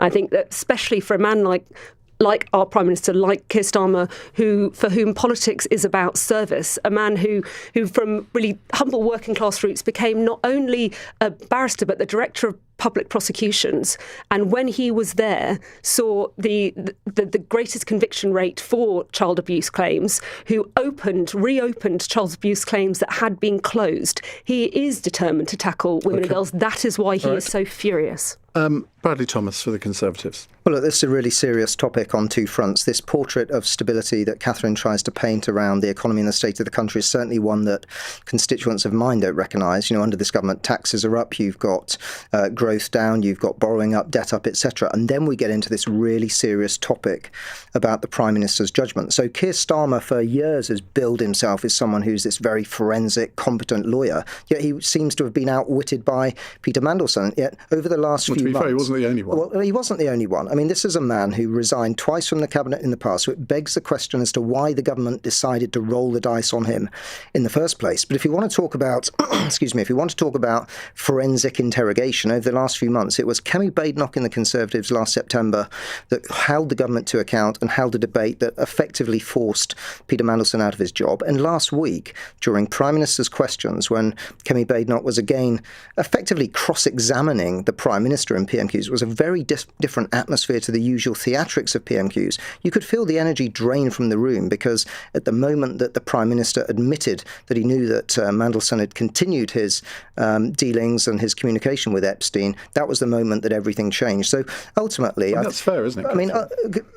Look, ultimately, if the Prime Minister's advisor, McSweeney, had to resign, why would the person who took the decision and is ultimately accountable not have to resign? That's the question that people just do not understand. Sharon? Majority of my political campaigning is about amplifying the voice of survivors. So if I was Keir Starmer, I would have stood down, probably before McSweeney stood down, so that it looked like I was taking responsibility for the decision I made. I understand why he's not stepping down. He's trying to rally the troops in the name of stability. But he seems to have been successful tonight. But other people up and down the country, I personally haven't felt any more stable in my finances than I did in the previous government. But also the case that he wants to make in the name of stability, only he knows if more is to come, that he already knew that he hasn't admitted to yet. So I think if he doesn't step down and there more comes out, it will look highly embarrassing for the Prime Minister. James Hansen. I think if I were Keir Starmer, I would resign, because fundamentally at the last election, he ran on a manifesto that had a photo of him on the front page and one word change. And your government, I'm afraid, Catherine, has delivered more of the same. This is exactly what we had under the Tories. It's Labour psychodrama now. It's constant Labour leadership speculation. And look at the scandals. Within weeks of taking office, we had the passes for glasses Lord Alley affair. That's something that could have happened in Boris Johnson's administration. We've had an anti-corruption minister resign for allegations of corruption. We've had a housing secretary have to go because they didn't pay housing tax. We've had a homelessness minister have to go because they were revealed as a dodgy landlord. We've had a transport secretary who was revealed as a convicted fraudster. A health minister who had to go because they were joking about wanting to see a pensioner die. And now we have the Lord Mandelson affair. And, the points that Sharon and Bradley raise are absolutely right. If Morgan McSweeney has to go, Keir Starmer has to go too, because he may say he was lied to by Peter Mandelson. Why would you trust someone, first of all, who has already had to leave office twice in disgrace, but also it was a matter of public record that he had maintained a relationship with the world's most notorious paedophile even after his conviction. But Keir Starmer did not see that as a disqualifying factor. He's got to go.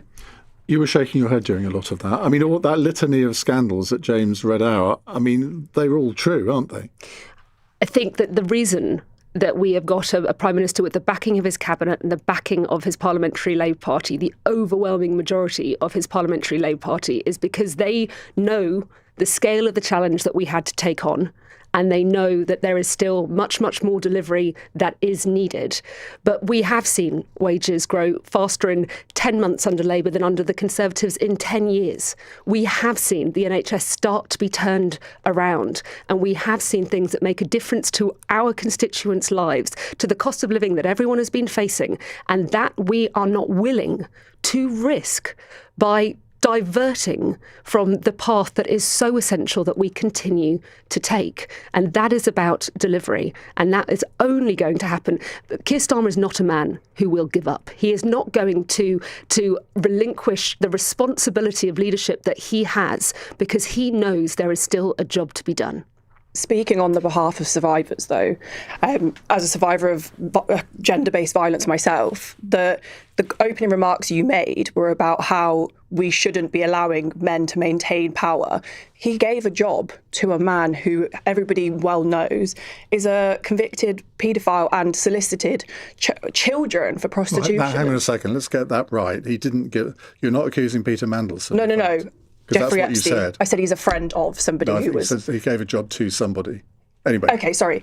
Well, either way, Keir Starmer gave a job to somebody who was friends with somebody who was convicted. And to me, as a survivor, that is somebody who is maintaining power and will continue to give power to friends of people who commit these crimes. But he can either give up or he can actually ensure that we continue to try. And I completely acknowledge that not just what you've been through, but the voice that you are for others. And it is so important that the things that this government is committed to doing to ensure that we do have domestic violence specialist investigations, that we have them in our control rooms when it comes to those who really have a specialism for domestic violence, that we are doing meaningful things that bring down violence against women and girls. We have a Prime Minister who is committed to doing that. And I would much rather he stay in place and do it. So much of what we're hearing is completely contrary to the reality. So whether you've got the economic picture in the country, people are not feeling that they're better off. In fact, the economy is getting worse. Then when we get to this point about the Prime Minister's judgment, I mean, the Prime Minister has tried for years to portray himself as this honourable person. Any honourable person would know the decent thing to do is to resign. And then when it comes to the victims, who are really important at the crux of this, it's important that the whole of government, the whole of society tackles this. But I remember times when I was sat there in the House of Commons when Labour MPs, they refused to initially vote for a grooming gangs inquiry and the like. They refused to back a wrecking amendment for the Children's Wellbeing in Schools Bill, which is actually the most important child protection bill that we have had. To a senior diplomatic role. So the government's judgment on so many different arenas of public policy is frankly appalling, and the public know that. This government is actually going to deliver the recommendations of the child sexual abuse inquiry, and that is something that the Conservatives utterly failed to do. Not a single recommendation did they carry out. But Catherine, if this scandal existed in a vacuum, it would be one thing. If Labour were doing a good job of running the country, Starmer could survive it. But you talk about delivery. What are you delivering? I mean, if I hear breakfast clubs one more time, what are you doing? How are you making this country better? Do you not acknowledge that breakfast clubs are actually but it's not the fundamental change that people want. It's feeding children so that they are able to... Breakfast clubs alone is not a reason for Keir Starmer to stay in post. And you're absolutely right, it could not be that alone. The fact that actually we are... So give me another example. We're extending free school meals to far, far more. We are, and again, I think that the fact that wages have been going up is massively important for the cost of living. The freezing of rail fares, the freezing of prescription charges, the recruitment of more highest neighbourhood tax burden police. since the Second World War, rising unemployment. Well, that was the same under the Tories. I think that certainly in my city, people want to ensure that in addition to the regeneration of our city centre that we're seeing, you are also feeling safe. So the additional 2,400 neighbourhood police that we have seen is really important. And that will be 3,000 by March. We are building prisons because the last government left our prison system at the point of collapse. There is a lot that is happening. Right. There is much more to do. But as long as we are actually taking steps in the right direction, that is what we were elected to do. Well, and that's what people want us to won't be doing focus it for on. much longer. Let's pause for breath here, take a break, gather ourselves again for another round on Cross Question. It's 16 minutes past 8. This is LBC. Shine Night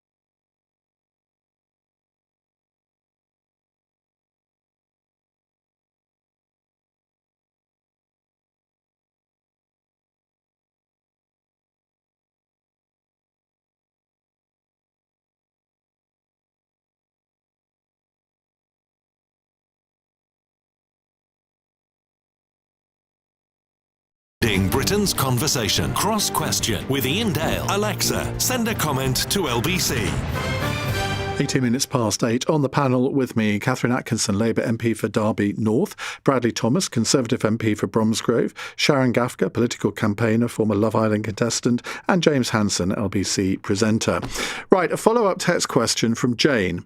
Is there a widening gap between voters like me, no matter our political colours, who simply want the Prime Minister allowed to do his job, and politicians, commentators, and even Labour MPs who seem to be loving and fueling the drama?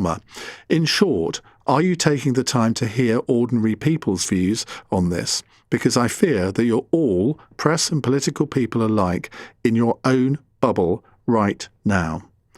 I think that's probably a commonly held view, James. I mean, we hear ordinary voters' views every day of the week, but I mean, I will admit, I only took 2 calls in the last hour because we had to speak to sort of people who were in the whole thing. Oh, let's be honest, we love the drama. I mean, and we can be guilty of that in the media. I've heard you're a drama queen. I am indeed. It's like, who is it in Gavin and Stacey who says, it's all the drama, Mick, I just love it. And that's true. But I think when Keir Starmer was elected, there was a consensus that we needed some stability. And that was basically his pitch, that he would... Look, I didn't vote for him, but I thought at the very least he'll be calm, he'll be competent, he will do something to restore stability and standards in public life. And if he was delivering that, then it would be a reason to keep him. But he's not, and that's the problem. And I think the fatal flaw with Keir Starmer is that when he came in, he honestly... I think his diagnosis of where the last government went wrong was just that they were bad people, that they were the wicked Tories, and just by having Labour people in charge, who he considered competent, everything would be fixed.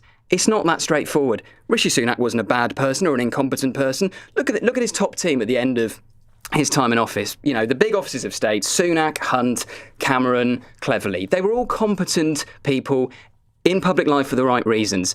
It wasn't because they had bad intentions that things were going wrong. It's because fundamentally this country needs a transformative leader. And I don't know who that is right now, but I know it's not Keir Starmer. Catherine, do you think that... I think part of the point that Jane's making is it's not just the media, but it is also... Labour MPs who seem to think that they're commentators rather than participants. I'm not accusing you of that. No, and I have to admit, I don't love the drama. I want to be cracking on with the new legislation and the new investment that we are seeing, and having that focus on delivery.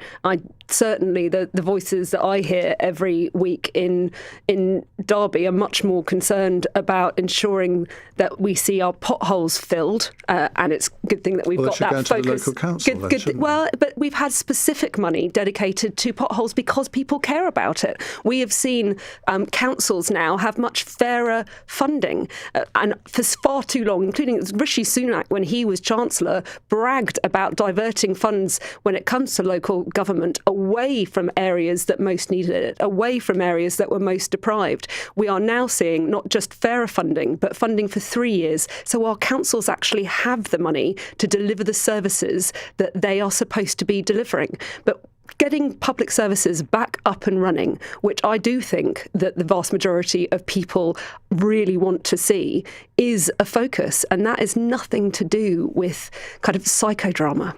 Okay, Sharon? Having been on Love Island, you must be used to psychodramas. I mean, I thought I'd potentially left all the drama behind when I left the Love Island villa. And at some points, I did notice more drama in the House of Commons than I did in the Love Island villa, which is telling of the state of British politics. But I totally understand what this person's saying. But the reason why I'm a commentator and the reason I have maintained the platform I have since my time in the villa is that I am listening to people. I'm not a member of Parliament, but there are survivors that have only ever told me their story, and I'm using my ability to come on shows like yours to hold parliamentarians to account. Because I'm not going to sit here and pick sides between parties, but the previous government wasn't any better. When I would talk to them about things, quote unquote, a minister told me there is no appetite to work on this during a meeting, and they only crumbled to that because I was consistently in the press talking about it. So, that's why I'm here and that's why I talk about it. Okay, Bradley? Well, at this point about people wanting to have sort of competent governance, that's perfectly understandable. I think that's what everyone wants, but we're certainly not seeing it under this government. We've had U-turn after U-turn. I've lost track of how many U-turns they've been.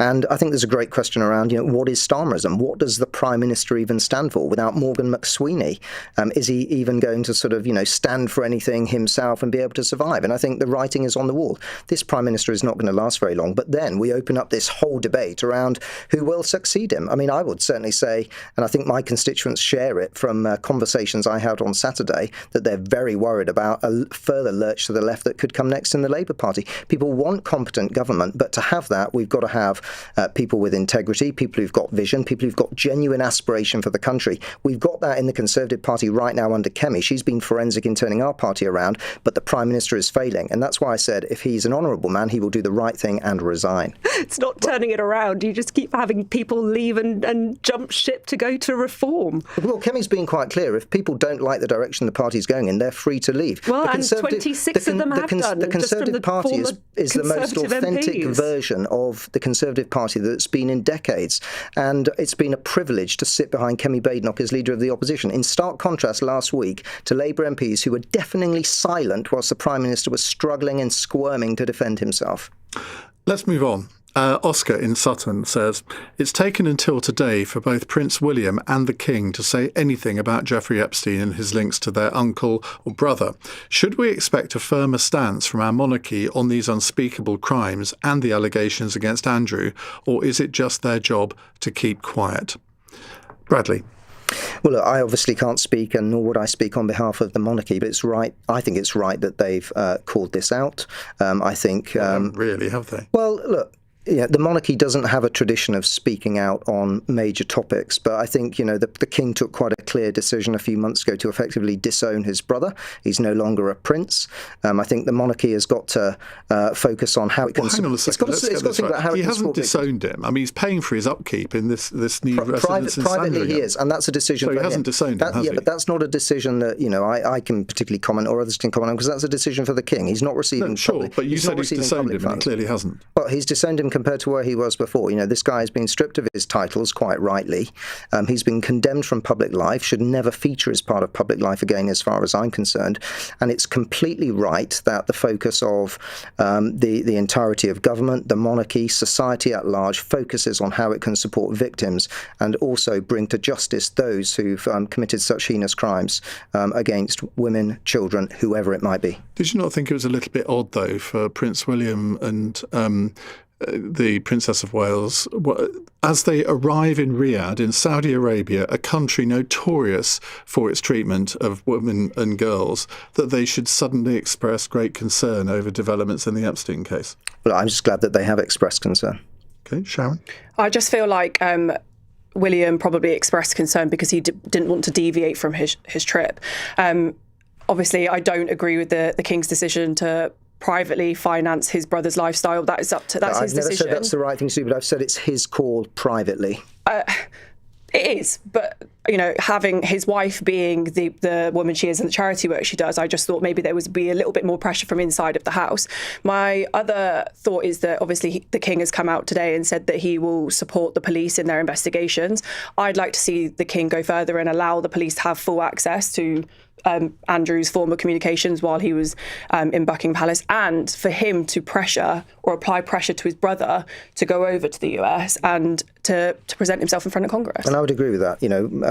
Andrew needs to go to Congress. He needs to reveal everything he can, and Buckingham Palace. I've not seen anything from any everything. And if the police wish to talk to him about these allegations about that he passed financial information on to Epstein, do you think that? I mean, if it was you or me being interviewed by the police, we would probably need to go to them.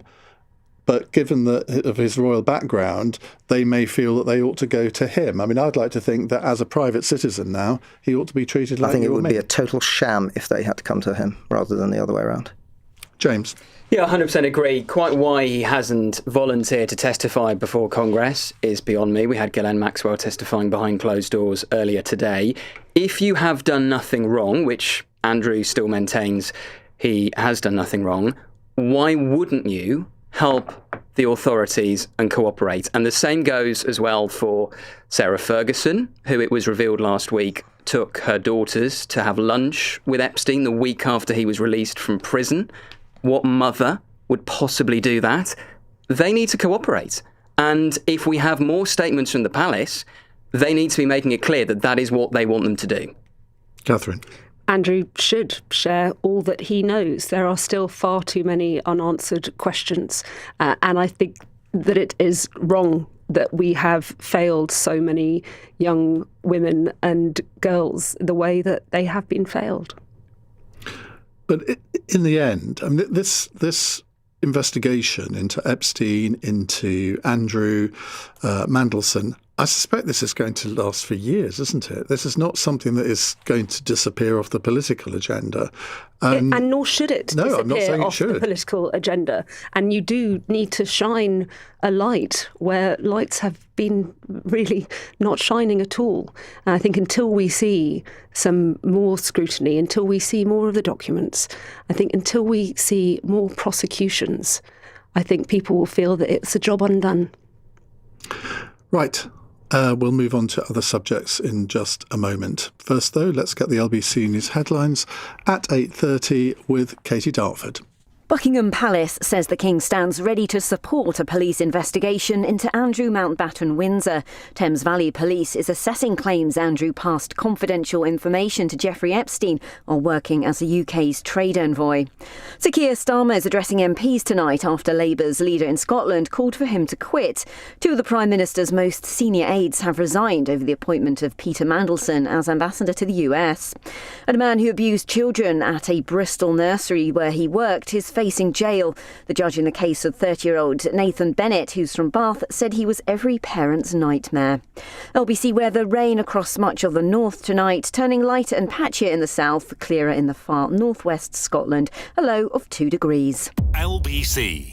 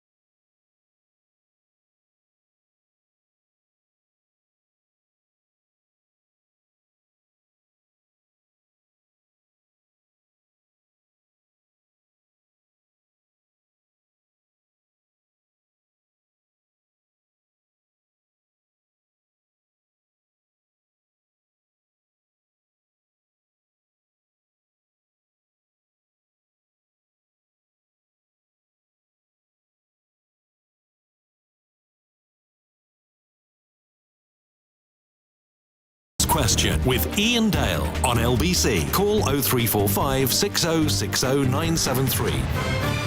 8:32 on LBC. On the panel tonight, Catherine Atkinson, Labour MP for Derby North, Bradley Thomas, Conservative MP for Bromsgrove, Sharon Gafka, political campaigner, former Love Island contestant, and James Hanson, LBC presenter. A text question here from Jenny in Leeds. Some of your panel have been using the epidemic of men being violent towards women to score political points this evening. Can they give us one solid idea which would actually do something about this vital issue?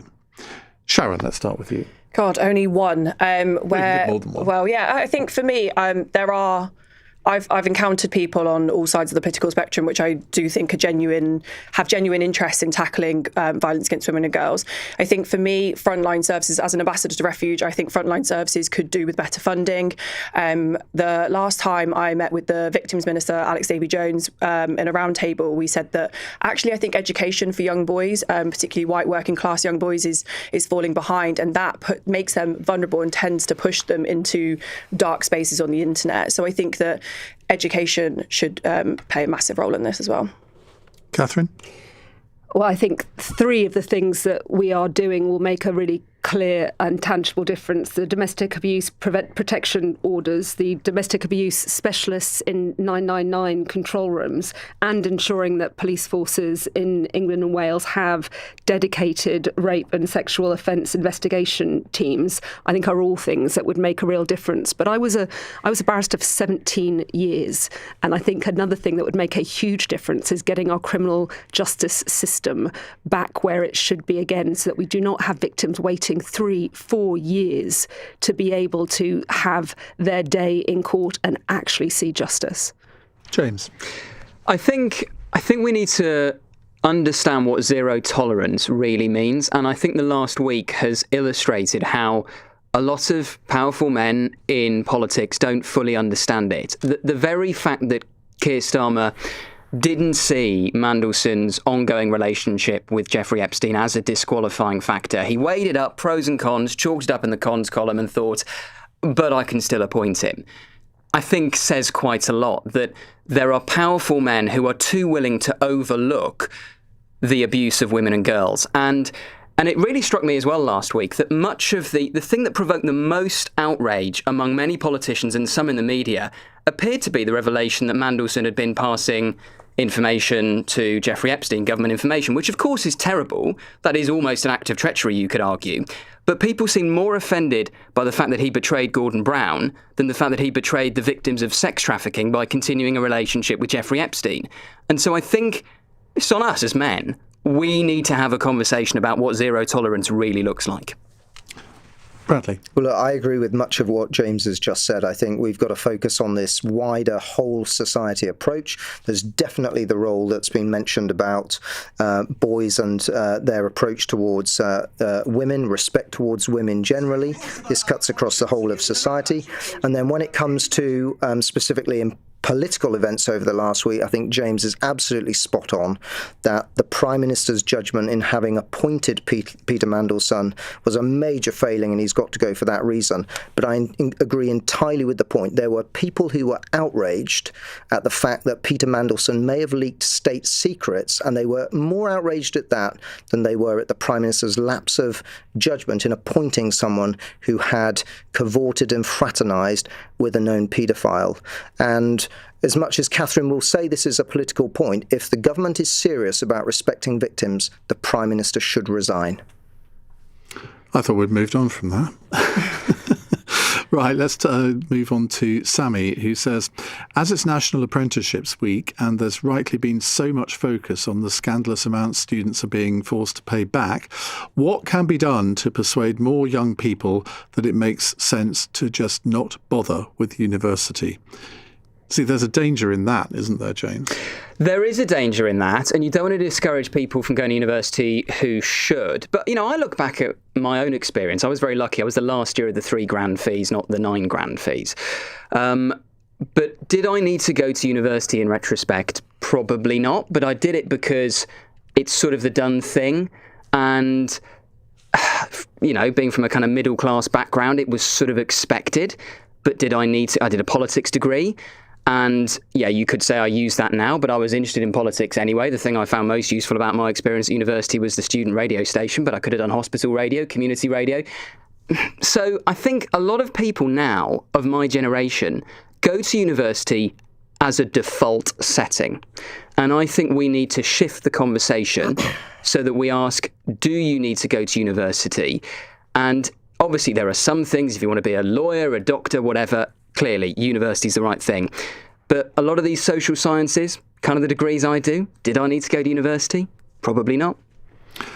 Catherine, you presumably did need to go to university being a lawyer. I did need to go to university to get my qualifications to be a lawyer, but I represent a city that makes things. I represent Derby, and we have incredible engineering and advanced manufacturing, and we saw apprenticeships go down under the Conservatives when we have massive skill shortages, and it's essential that we are enabling people to choose, is my view. People should be able to choose to go to university, but we do need to ensure that people aren't looking down on apprenticeships. We've got Rolls-Royce in Derby who are doing incredible things with small modular nuclear reactors in civil aviation. We are building trains in our city, and we are doing some really fantastic, innovative things. I want more people to have that opportunity because there are incredible careers in engineering and advanced manufacturing doing really exciting things that are changing our country. Bradley?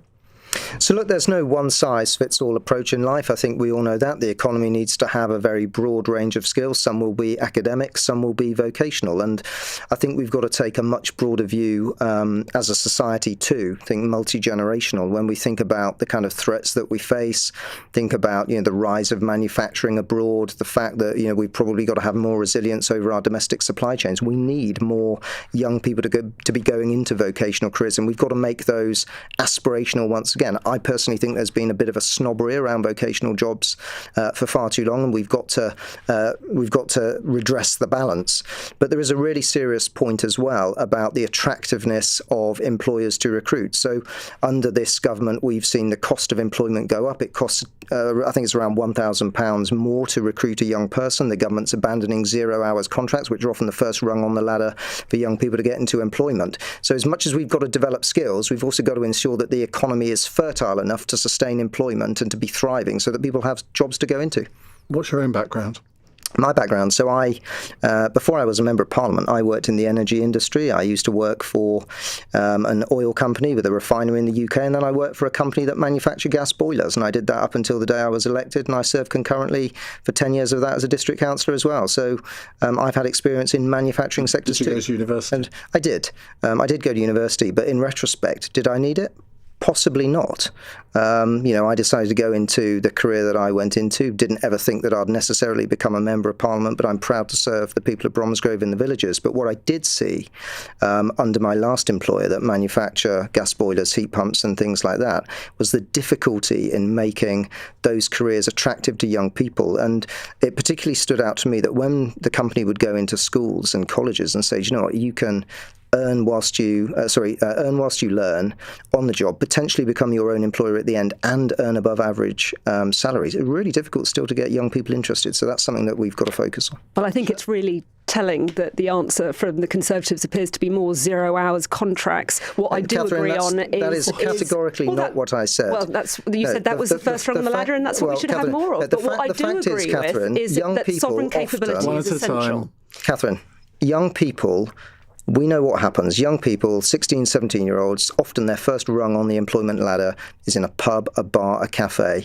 At the minute, and you will hear this anecdotally in your constituency as I do in mine, cafes, pubs, hospitality are not recruiting because Labour have effectively made it very difficult, much more expensive. And guess what? It's the young people who lose out. They don't get their foot on the employment ladder. Labour is penalising business, and if you penalise business, you penalise the employment prospects of millions of people. I heard time and time again people telling me that on their 0 hours contracts they could be on their way to work and they'd be told that they weren't needed. And responsible employers don't do that. There will be some unscrupulous ones, but the responsible ones have a good relationship with their staff. And we need to ensure that those unscrupulous 0 hours contracts are not what people are trying to build their lives and families around, because it gives absolutely no security. He never suggested that I didn't ever suggest that. What he suggested was that we needed to see more 0 hours contracts. I did not suggest that. I never heard that. Did you, Sharon? No, and as the only apprentice on the panel, I joined central government. I worked in a civil service for 6.5 years as an apprentice. So I left sixth form because my dad was an apprentice who did really well working in an arm's length body. My brother was an apprentice in the NHS. He is now a qualified nurse. I got a part-time law degree because I wanted to say that as a daughter of first and second generation immigrants, I was the first person in my family to go to university and to get a degree, not for any other reason. I had a very well-paid apprenticeship. I was the equivalent of an EO grade, so that was £24,000 a year. So as an 18-year-old, ridiculous money. £24,000 a year? 18? You were minted. Yes. So I thought, but the train did cost me over a fifth of my salary before I was even taxed on that. So I'm not quite as rich as I probably thought I would have been. But, I thought I wanted to go to university because that's what my sixth form told me I should do. That's what my careers advisor told me I should do. And my dad was the person who actually said, it would look great when you're 18 and you're partying and you're going island hopping and your summer holidays. But actually, when it comes down to it, I'm 30 years old now, and had I stayed in the civil service, goodness knows what grade I would have ended up at. And I obviously had student debt now because of a personal choice I made, but I didn't need to. And the only other thing is that schools and careers advisors were pushing people to go to university because that's how they were told they were successful, because they had X amount of people going to university, and careers advisors weren't actually equipped to tell people. I always said I wanted to work in politics, I wanted to be a civil servant. My careers advisor said, well, if you're not going to university, you might as well not bother. I actually know people that did legal apprenticeships, and now they're qualified solicitors because they decided to go through apprenticeships. See, this is the thing. I think this word apprenticeship, because it's I think there's an overhang from sort of manufacturing in a way, in that people always assume apprenticeship, well, it's either to do with manufacturing, plumbers, sort of heavy industry. Yeah. It's not associated with the civil service or the law or wherever. I mean, I'm not saying we should change the name of it, but there needs to be a bit of marketing on that word, doesn't there? I agree, because I actually felt on my first day, apart from the fact that I was 18 and didn't have a degree like most of my colleagues, I felt like I was looked down on because of the word apprentice. Obviously in my first few months, I'm nowhere near as good as I ended up being when I left. But that's down to the quality of training I'm given and the quality of education I'm given throughout my apprenticeship. And, I loved my job. And it was actually my intention to return to my job after Love Island and not end up in your own studio. But, I worked with MPs on both sides of the House to try and encourage their constituents to become apprentices. I think my previous MP was a Conservative MP, and he did... he had market fairs. See, I do these jobs fairs, with the focus on apprenticeships in particular. But it was great because people could see what kinds of apprenticeships weren't on offer. And I went to an all-girls school. How many plumbers came from my school? Probably a handful, if any. So I think it always feels like junior or childish. Without mentioning her name, I think the Green Party have got a female plumber in as their candidate. And do you know what? I think if I had my time again and my apprenticeship wasn't on offer, I probably would have picked a vocational skill, because with the way AIs go in, they're going to be the people that are laughing, really. And the great thing is that you can hear an LBC apprentice at 1 a.m. in the morning. Because he's doing the overnight show tonight. I'm glad I didn't have to do any 1 more. And I mean that with kindness. Right, let's move on in a few minutes' time, because it's 8:46. This is LBC. I'm Natasha.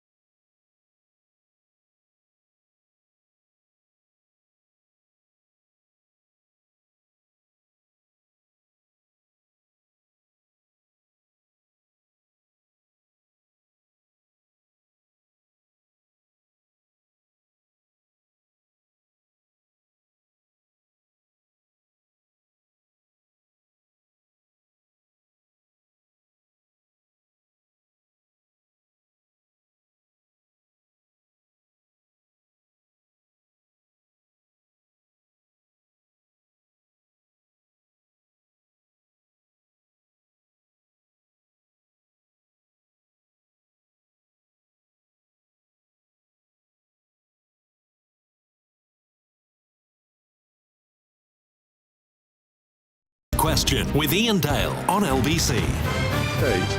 It's 8:48 on LBC. We have Catherine Atkinson, Bradley Thomas, Sharon Gafka and James Hanson with us answering your questions. Here's one from Christoph in Haywards Heath. Does Trump's ICE agency turning up to the Winter Olympics in Italy show we should all fear his henchmen, not just Americans now? ICE officers accompanied the Vice President, J.D. Vance, when he travelled to Milan's San Siro Stadium to attend the opening ceremony of the Winter Olympics. He was booed by the crowd during the ceremony. I mean, I'm trying to work out the logic of them actually being there. Bradley. I keep wanting to call you Peter. I don't know why. Bradley Thomas, why do you think they were there? Don't worry. I've got no idea, to be honest. I mean, this is a new one on me. It's the first time I've heard this story. So I've got no idea why they'd want to be there, why they'd be sent there. My only reflection would be that, the sort of these events are meant to be welcoming. They're meant to be, sort of inclusive. They're not meant to be exclusive in that particular sense. So I'm just particularly surprised. James? Well, if you were being a little bit conspiratorial, you could say what Trump is trying to do is normalise the presence of ICE agents in as many locations as possible, because he's already talked about wanting to federalise the election process for the midterms. Is it out of the realms of possibility that you could have ICE agents patrolling the voting queues in the midterm elections? Maybe not. And because otherwise you'd say, well, why is he still pursuing this ICE policy? Because he's now got negative ratings on the issue of immigration, which was his strong suit. And if you look at his success at basically eliminating border crossings over the border with Mexico, he's had a stonking success there. And yet he's losing support on the issue of immigration, largely because of the actions of ICE. So why is he sticking with it if it's not because he sees it as a long-term project to potentially use it for other factors? Catherine? I don't know. I do agree that the Olympics is about bringing countries together, bringing nations together. And I don't understand what the logic would have been. But I really hope the Olympics continues to serve that purpose. I think we live in a really uncertain world, and those opportunities for us to come together are really important. Sharon? I mean, I heard speculation that ICE was going to be potentially present at the Olympics the Winter Olympics before it even started. I echo what James said about wanting to normalise the presence of ICE. I went to the US for the first time, I think it was in October last year. And, when I was walking around Washington by myself, I felt scared. And I'm a British citizen. I didn't leave my hotel without carrying my passport just in case, because within the first few hours of me being there, I witnessed somebody who had a green card, had the right to be in America, being taken by ICE officers and how heavy-handed they can be. And I have a great fear that some people could potentially try to normalise a similar version of ICE in Britain. I mean, if Trump said I was coming to the UK and said he was bringing ICE officers with him, what do you think the response from the British government should be? Because the Italian government presumably had to accept them accompanying the vice president. I mean, you'd have thought you'd have had Secret Service agents, really, wouldn't you? I mean, that would make more sense. I would hope that the British government would say to not come, basically, if you're going to bring ICE agents with you, because they don't hold the same legal powers and they're not held accountable the same way that and the funding they have. I didn't realise this until the other week. $170 billion over the next 4 years for ICE. That's bigger than most countries' military spending. It is an insane amount of money that Donald Trump is throwing at ICE. And you've got to ask why, because it's a sledgehammer to crack a nut. He's solved the border issue. Why is he spending all this money on ICE? Well, when I spoke to American citizens on the streets of DC, they said it's because they don't believe he'll leave the White House when his presidency is up. And that's why he thinks that there is more ICE agents and other forms of military on the streets. But you sort of hinted that you thought under a reform government they might have something I didn't similar. Specify reform. No, you didn't, but you were hinting at it. Well, I just think that if relationships aren't broken as a result of ICE actions, or, we see them buddying up, then it's not out the realms of possibility, in my opinion. And, I've seen reform voters online saying they'd welcome a British version of ICE. So that's what also terrifies me. Right, WhatsApp question here from Jason. At what point do we say no to a Chinese embassy when China is imprisoning Jimmy Lai and making it clear democracy means nothing to them? Now, Jimmy Lai has been sentenced to 20 years in prison. He's 78 years old. He owned a Hong Kong pro-democracy newspaper. And it does make you wonder, Catherine, whether Keir Starmer really did all that he could on his trip to China to really put Jimmy Lai's case. We know that it was raised by the Prime Minister, and I think with China it is important that, yes, we cooperate when there are shared interests, and yes, we compete on trade, but of course there must also be challenge, including on the situation with Jimmy Lai and on human rights more broadly. But the Prime Minister could have not gone on the basis that Jimmy Lai was in prison, or he could have said to the Chinese, yeah, you can have your big embassy, but only if you release Jimmy Lai. I don't think that the solution in grown-up politics when you are interacting in the world that we are is to refuse to engage. And I think that it is grown up to engage in ways that, of course, you challenge where challenge is needed, but you cooperate and you compete when that is what is needed. But Donald Trump has shown that using a big stick can sometimes get results. I think that there are many different ways when it comes to diplomacy that you need to try and get progress, but I don't think the answer would have been to stay at home and to not engage. Sharon, a bit of gunboat diplomacy? I mean, I don't know if anybody said anything about not engaging. I think I would have probably, if I was in Keir Starmer's shoes, said that, or would have liked to see him say that you can't have your mega embassy if you're going to have prisoners that are trying to have freedom of expression. And I think it also, we know that what happens in one country doesn't just stay in one country, it travels. So are we going to be more concerned about freedom of expression in other countries because governments aren't willing to stand up because of the sake of trying to engage? Bradley? Well, look, the reality is that China is an authoritarian regime. Concerns had been raised about the new Chinese embassy on the Royal Mint site for a very long time by lots and lots of different stakeholders.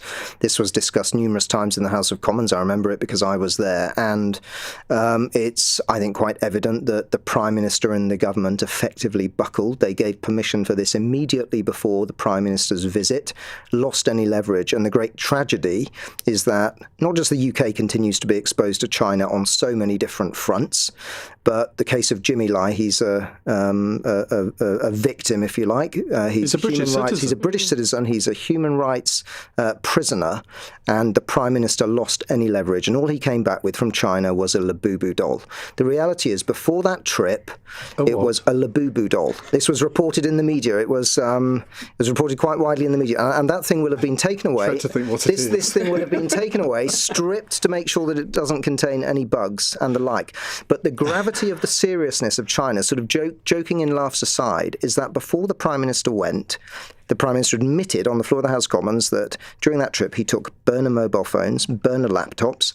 Theresa May's team admitted that when she was PM and went to China, she had to get changed in a hotel room in a tent because of worries of bugs and cameras in the hotel room. This should tell us everything we need to know. China is not our friend.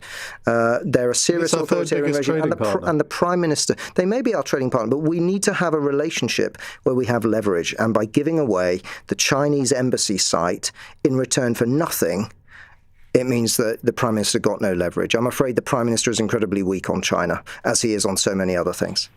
OK, let's go to our fun question. Lynn in Hereford wants to know this.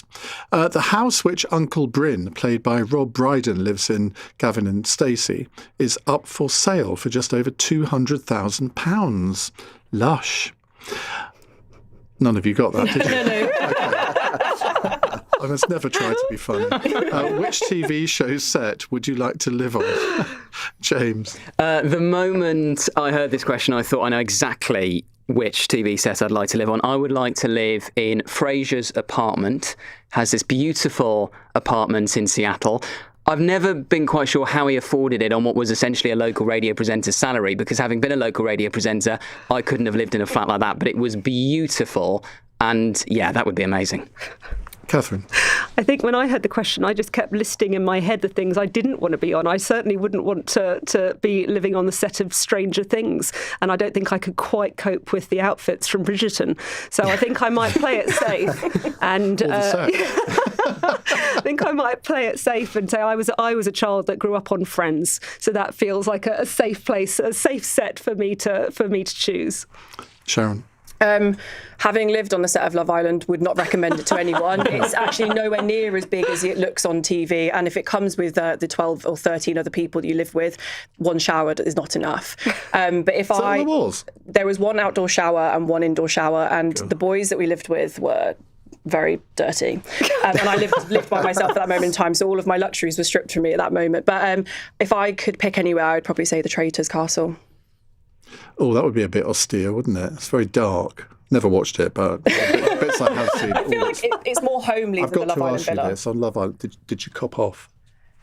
No, my mother would bury me. So no. It was probably at 15 at max. Okay. Bradley. You know, I've got to admit, I'm not someone who watches a huge amount of TV, and you may call this a cop-out answer, but I'm going to lean into the Traitors thing and say that I know I wouldn't want to be in Traitors because I work in a Gothic building filled with backstabbing and treachery, so why would I want to repeat that? And that's just looking in the mirror. I'm going to pick Southfork, which you're all too young to remember, aren't you? Dallas. Oh, Dallas. I've actually been to Southfork. When I went on a tour of America with a friend of mine, we drove 3,000 miles in 10 days. And I said, right, we've got to go through Dallas and we've got to visit Southfork. He was horrified. This is 1987. And I stood on the balcony where Kristen, I'm not going to spoil the plot. Though it is 40 years old. Right, well, thank you very much, all of you, for coming on the programme tonight. On tomorrow's panel, we have the former Northern Ireland First Minister, Baroness Arlene Foster, Labour MP Tan Dessy, journalist Anne McElvoy, plus the security commentator and Reform UK local councillor, Dr Alan Mendoza. So they'll be here to answer your questions from 8 o'clock. The question I want you to answer in the next hour is, there have been a lot of people saying, well, if Keir Starmer goes, there has to be a general election. I keep explaining to people that's not the way a parliamentary democracy works, but still the calls come. Do you think there should be a general election if the Prime Minister resigned and was replaced by someone else? Because there wasn't one after Boris Johnson resigned, or after Liz Truss resigned, or after Theresa May resigned, or after Margaret Thatcher resigned, or after Tony Blair resigned. So why on earth do people think there should be one now?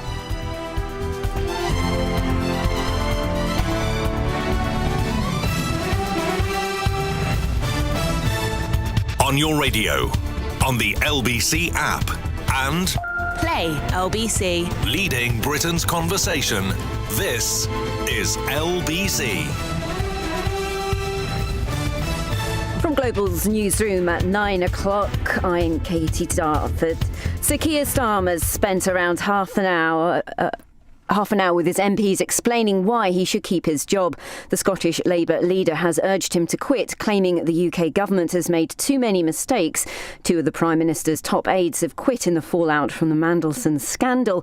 Labour peer Baroness Jenny Chapman told Iain Dale that support for him was solid. It could not have been stronger. And there was quite a lot of emotion in the room, if I'm honest, from him and from members of Parliament who fought really hard to get elected, who care about their communities, and they don't want to throw it away through inward looking, infighting and all of that. So I feel like we've turned a corner tonight. Buckingham Palace says the King stands ready to support a police investigation into his brother Andrew Mountbatten Windsor. He's expressed profound concern at allegations about his conduct. Thames Valley is assessing the latest claims that he shared confidential information with Jeffrey Epstein. Ghislaine Maxwell's refused to answer questions as part of a US Congress investigation into Jeffrey Epstein. She appeared remotely before the Oversight Committee, but it's understood her lawyer used the opportunity to campaign for a pardon. Democratic representative for Virginia, Suhas Subramaniam, is on the committee and told LBC this isn't unusual behaviour for Maxwell. She was very robotic. She was unremorseful. She has shown a lack of empathy for the victims, and no responsibility for all of the things she did to all these women. And so, we got sort of the same impression from her as she was pleading the Fifth Amendment and not answering our questions. The wait for a first British medal at the 2026 Winter Olympics continues. Teenager Mia Brooks finished in 4th place in snowboard's big air final, while there were also a 4th place finish for Kirsty Muir in the ski slopestyle. Mixed curlers Jen Dodds and Bruce Mowat were beaten 9-3 by Sweden in their semi-final and will now compete for bronze. In the city, the FTSE 100 has closed up 16 points at 10,386. The pound buys $1.36 and €1.14. LBC weather: rain across much of the north tonight, turning lighter and patchier in the south, clearer in the far northwest of Scotland, a low of 2 degrees. Cloudy tomorrow with outbreaks of rain in the north and west, patchy light rain elsewhere with some bright spells in the southeast at times, and highs of 13 degrees. From Global's newsroom for LBC, I'm Katie Dartford. This is LBC from Global, leading Britain's conversation with Iain Dale.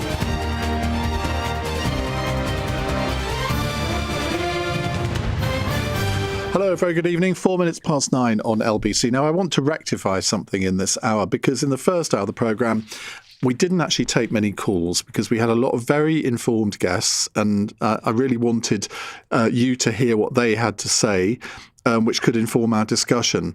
In this hour, we've got a guest in a moment, and we'll be talking to Simon Marks at 9:30. But apart from that, it's going to be callers all the way. So if you phone in right now, you will stand a pretty good chance of getting on air at some point in this hour. The number to call, 0345 6060 973.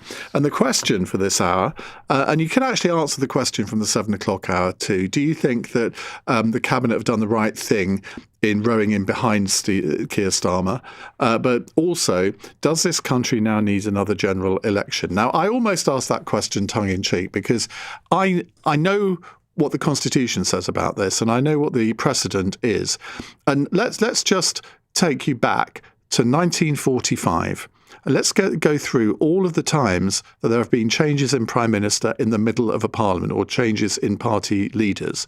Well, let's look at Winston Churchill, Anthony Eden taking over from him in 1955. No general election after that. Harold Macmillan taking over from Anthony Eden. No general election after that. Alec Douglas-Home in 1963 taking over from Harold Macmillan. No general election after that. Well, there was one a year later, but not within a few months of the change of leader.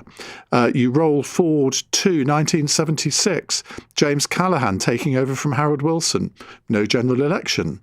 Roll forward to 1990. I'm going to finish this in a minute, by the way. John Major taking over from Margaret Thatcher. No general election. Gordon Brown in 2007 taking over from Tony Blair. No general election. Theresa May taking over from David Cameron in 2015. No general election. Boris Johnson taking over from Theresa May. Liz Truss taking over from Boris Johnson. Rishi Sunak taking over from Liz Truss. No general election. So why on earth nowadays are people saying, oh, if Keir Starmer goes, we must have a general election? It's a fundamental misunderstanding of the way a parliamentary democracy works. It's not a presidency. We don't elect a prime minister. We elect a parliament. And the Prime Minister of the day has to have the confidence of the Parliament. So what part of that do people don't get? I don't understand it. It's up to political parties who leads them, and it's up to Parliament to decide whether that leader then commands the majority of Parliament. And if they don't, then sure, then there is a general election. But a lot of you will still think there should be one now, won't you? I know that's what's going to happen in this hour. Whatever I say, whatever I can impart on the Constitution, admittedly unwritten, whatever precedent there is, you're all going to say, well, not all, but most of you are still going to say, no, we need a general election. 0345 6060 973. Well, Joe Twyman is co-founder and director of the polling company Delta Poll and joins me now. Joe, very good evening. What do the polls tell us about this? Well, it's not good news for the government, and that is very clear from the polling. But at the same time, the situation has not been good for the government generally, or Keir Starmer specifically, for quite some time now. And the long-term trends have been pretty bad news as well. When you ask people, should the Prime Minister resign over this, 50% of people say yes. But the thing is, they probably would have said that last week or the week before. And the key question, to which we don't yet know the answer, is the degree to which this particular story represents a turning point for Labour's fortunes, or simply is added as another talking point that people will take into consideration. I do think it's vanishingly unlikely that in 3 years' time many people will be saying, I'm not going to vote Labour because of how Morgan McSweeney behaved around Peter Mandelson. But I do think it's very possible that people will look at this event and many others and look at the cumulative impact these things have and use that to inform themselves when it comes to stories like the government being divided or the government not being very good at its job and all these sorts of negative narratives that we've seen emerging over the last few months. Do you think that there is a level of anger in the electorate over this issue in particular? Or do you think there is anger in the electorate, but it's a sort of accumulation of things where they've just lost confidence in the body politic more generally? Because I remember back with the MP's expenses scandal in 2008, 2009, where there was a visceral anger among people who'd phone into programmes like this. They were really angry. I don't detect that same level of anger here. Sheila Fogarty was saying earlier on her programme that a lot of her callers were being very calm about all of this. They might not agree with what Keir Starmer had done, but there wasn't visceral anger about it. Yes, I think that's probably right. I mean, when you look at this story, I think we have to separate the story around Jeffrey Epstein, which I do think there is anger about, but I do think that's separate from the story about Keir Starmer, Peter Mandelson, Morgan McSweeney, etc., etc. Most people would not be able to identify Morgan McSweeney if they passed him in the street. I wouldn't. And in fact, a fair number of people wouldn't be able to identify Peter Mandelson if they passed him in the street. And so I think that is different. But having said that, there will, of course, be some people who are very angry about this, but far more people are concerned about the more pressing issues facing the country, and it's those that they believe the government has failed them on. And specifically, I'm talking about the really important issues like the cost of living, immigration, taxation, the economy generally, education, health, all of those sorts of things. Those are where people's anger and particularly their disappointment around Labour's inability to represent effective change in that respect. That's what comes through in surveys and focus groups, etc., etc. Has anything really changed in the polls in the last, say since Christmas? Because the only change that I can see is that Kemi Badenoch's personal ratings have improved dramatically, but those of her party have not. Yes, that's certainly one thing that has changed. So, the indications are that at least so far, the events that we're talking about, the most recent events, have not had a significant impact on the polls. Now, that may change over the coming days, weeks, and months. As I say, this may be a turning point, but my sense is it's a talking point. And what we have seen is a slight improvement in the Conservatives' position, but really it's slow progress. And yes, Kemi Badenoch's position has improved personally, but she's still in a situation where 1 in 5 of the voters say they don't know whether she's doing a good or a bad job. And that figure has stayed pretty much consistent now for years. So while she is getting a better, if you like, she's getting a better fist of it among those people who are paying attention, she doesn't appear, at least as far as we've gone so far, to be really cutting through with those people that she hasn't been able to reach yet. But apart from that, Labour relatively flat. Reform may be dropping back a bit as a result of the Conservatives gaining, and the big story since Christmas has been the rise of the Green Party with their new leader Zach Polanski, but they haven't really broken through into a sort of firm second place in the polls yet, and so essentially it's as you were. Joe, thank you very much. That's Joe Twyman, co-founder and director of the polling company Delta Poll. Right, let's go to your calls. John is in Northwood. Hello, John. Hello, Ian. Nice to talk to you. I was just thinking back over sort of all the elections I can remember, and with the change, we kept getting changes of Prime Minister with the Tories. They didn't keep going to the polls. And I'm thinking back when dramatically Mrs. Thatcher resigned in 1990. John Major didn't go to the polls for a couple of years, and it paid off because he actually won that election in 92. I think if he'd gone to the polls immediately, it might well have been a different thing. I think many of us breathed a sort of sigh of relief when Mrs. Thatcher had gone. Speak for yourself. And it just, well, not all of us are Conservatives in the end, so I put my chin. Well, so you knew as soon as you said that I would react to it. Indeed. But I think it gave him a couple of years to bed down, and he actually got a bigger share of the vote in '92. He was incredibly successful, although arguably he had taken the Conservatives in a different direction. Then there were problems for him over Maastricht, and then again more recently, Theresa May made the mistake of going to the polls too soon in 2017, was it? Well, you see, she lost her majority, and as a result, they were stuck for 2 years until Boris Johnson got back in, and he did go to the country. But I mean, it sort of, they changed prime minister. The new prime minister has a choice, and I think if the same thing happens with Labour, if they get rid of Keir Starmer, then the new leader, whoever he or she is, will need a couple of years to settle in, because I think the worst thing would be to go straight to the polls and there's a lot of right. I agree with that. I think your memory has played slight tricks with you about Theresa May, because yes, it was a terrible result for her. I mean, she still remained as Prime Minister, but she lost the Conservative majority. She did. But it was still the right thing to call the election when she did. No one could have predicted that she would have conducted such a terrible, terrible election campaign. So she should still have won that by a huge majority. So it wasn't the decision to call the election that was wrong. It was the 6 weeks of the election campaign that did for her. Whatever happened, it was a terrible result, as I remember, but it didn't do well for her. Put it that way. That is true. And I think that the precedent is. I agree with the point you made 2 hours ago initially, that there would be no need for a general election. I think it's not that long since the last one, and I hope Sir Keir hangs on, but I fear he probably won't. And goodness knows, we'll see what emerges. But I don't think precedent means we don't need they don't have to call a general election, and whoever the Prime Minister is, they have that choice within the 5 years. John, thank you very much. 0345 6060 973. Do you think a general election is warranted? I mean, Labour won a majority of 178, something like that, at the last election, over 400 seats.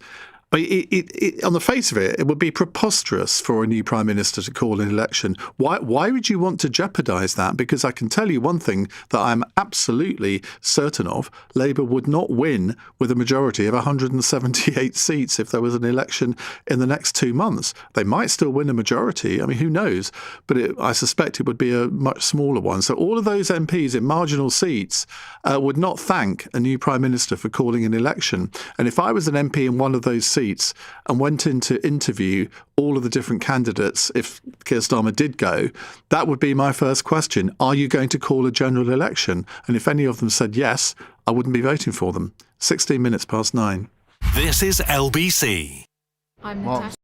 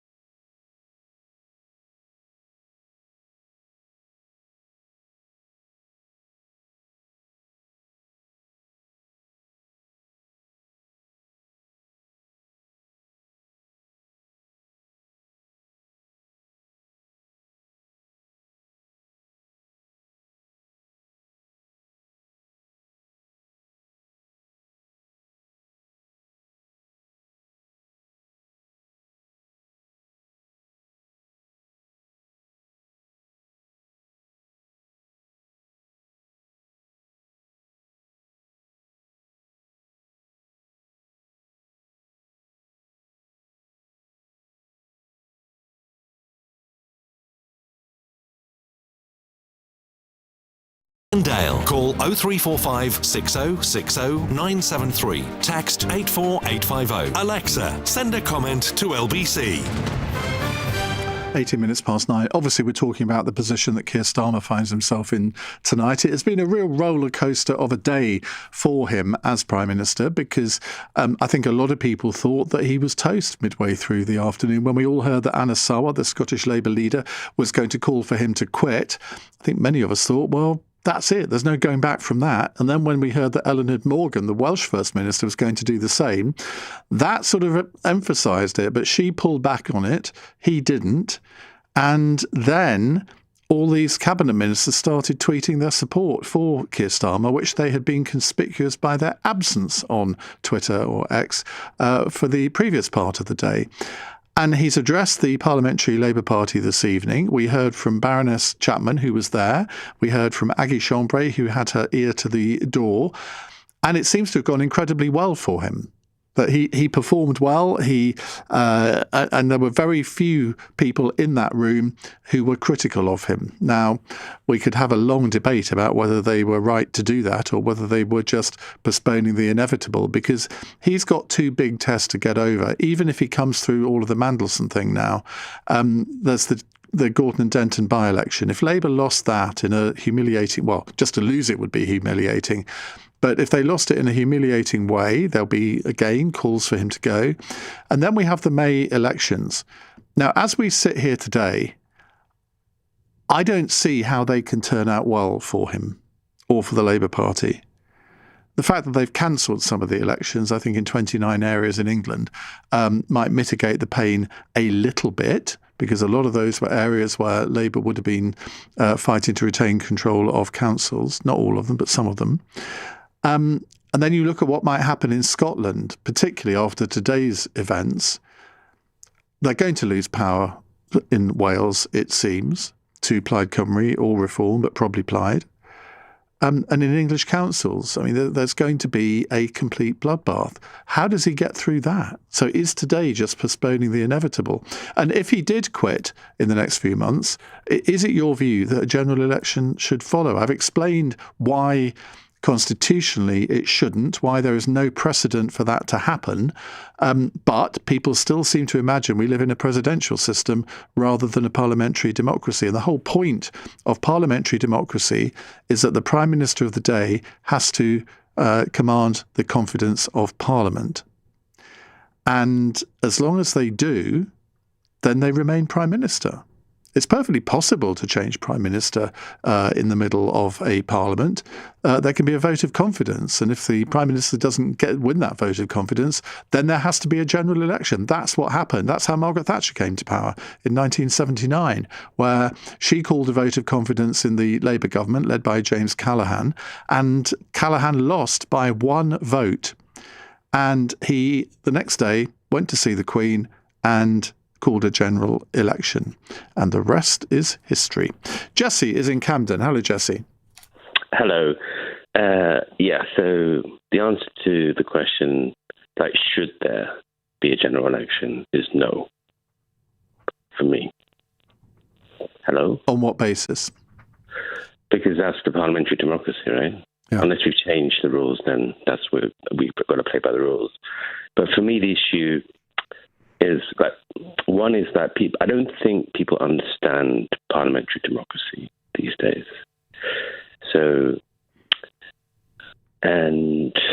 Well, I think you're absolutely right, and I don't understand why kids aren't taught that in schools. I mean, it's a fairly rudimentary thing to understand the way that our political system works. Because I think people don't really follow politics closely enough. You know, you have to then sort of listen to PMQs and so forth, and then you put your trust in the members. That's what parliamentary democracy is. You put the trust in the members as a collective to do the right thing. That's my first point. The second point is, would it be better if there was a general election? I'd say yes, because people need it to kind of have faith.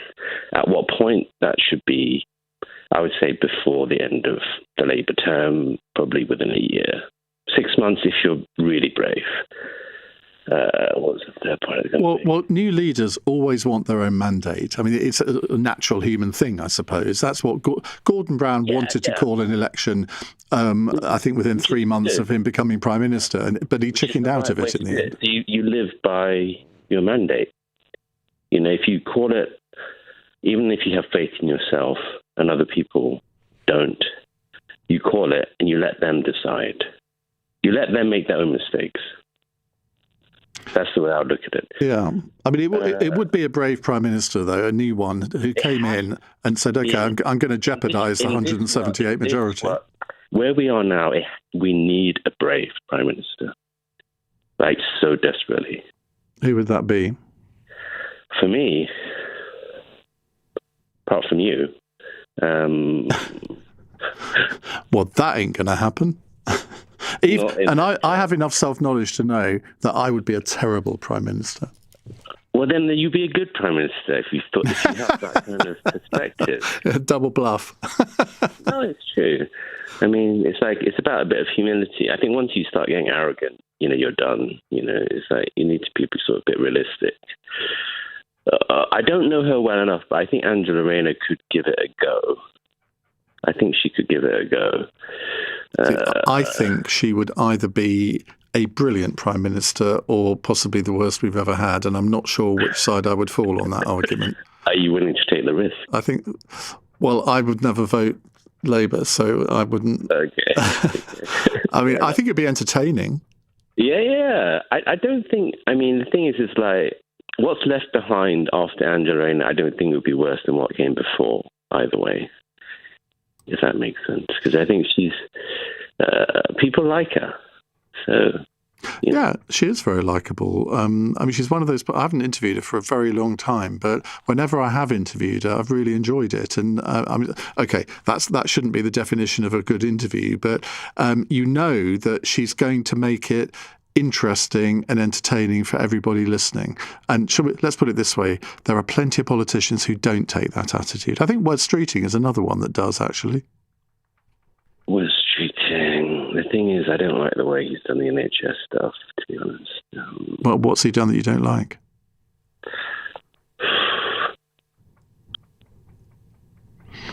And then there came silence. That's a good question. The thing is, the thing is because I used to be in the NHS, so I've got a lot of affection for the NHS and blah, blah, blah, and the whole church thing, I get that, but it's like it's a bit more than that.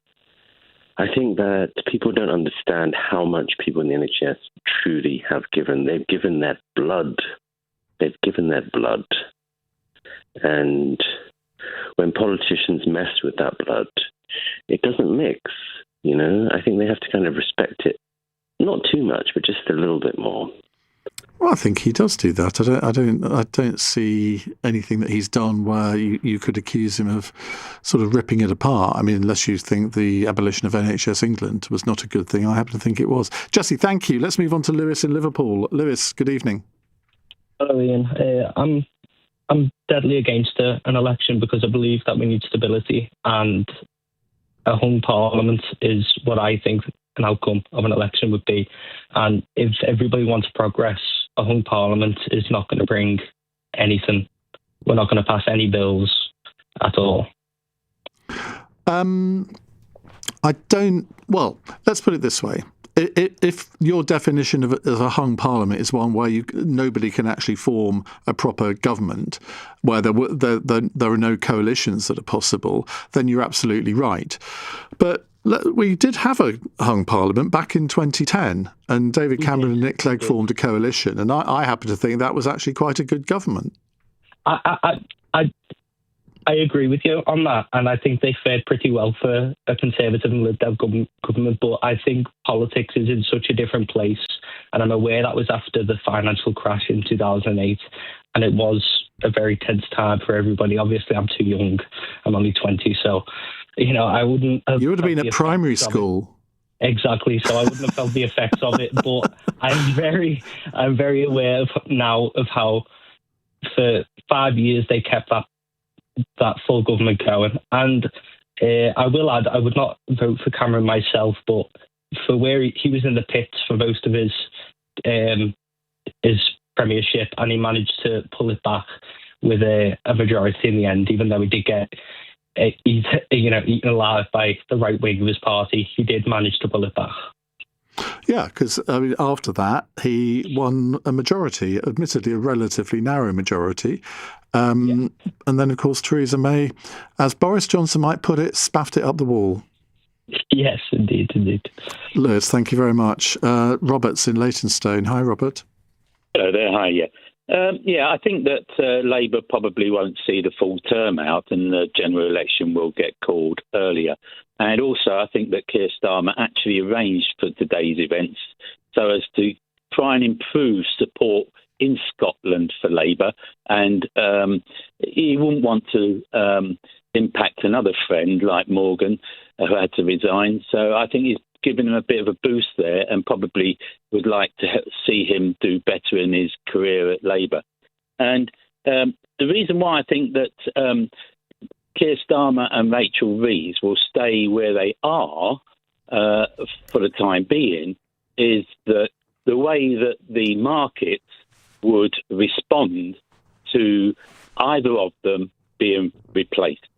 And so it's very difficult for the unions and Labour MPs to actually force Keir Starmer or Rachel Reeves out of their position. And the economy would suffer greatly. And so they wouldn't do it, and certainly wouldn't do it before May because of the consequences of the voters. And the markets dropping, inflation going up, interest rates going up as they would, government borrowing going up as they would.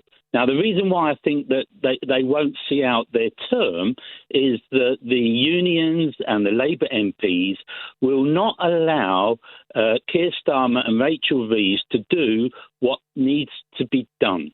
And that is, there's got to be tremendous cuts made in order to release more money to improve the economy in the UK. And that is the only way that Labour would be able to get in at the next general election. And the reason why they're not going to see the term out is that they won't allow the cuts. And that means that they'll be forced in a position where the NHS budget will need to be cut, because it's the only budget that really can be cut by a government. And when that happens, boy, oh boy, will they get pressure for a general election. Unbelievable pressure. And Keir Starmer, I think, would then call it. Well, I've never believed that they would necessarily go the full 5 years.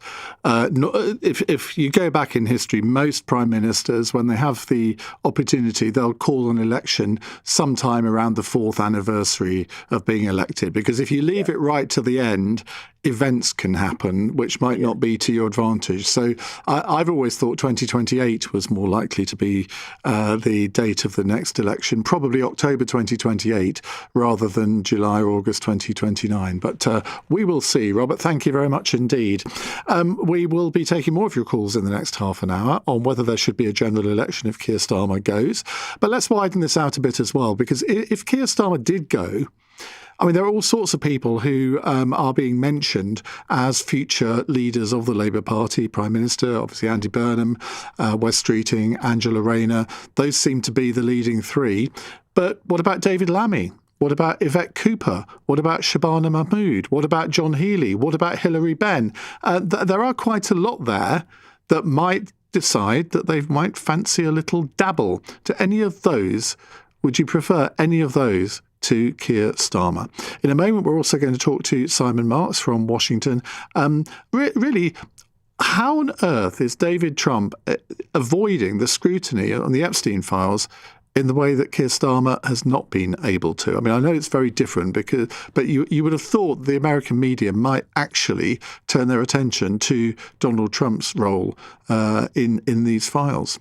But apparently not. It's 9:32. Let's get the latest news headlines from Katie Dartford.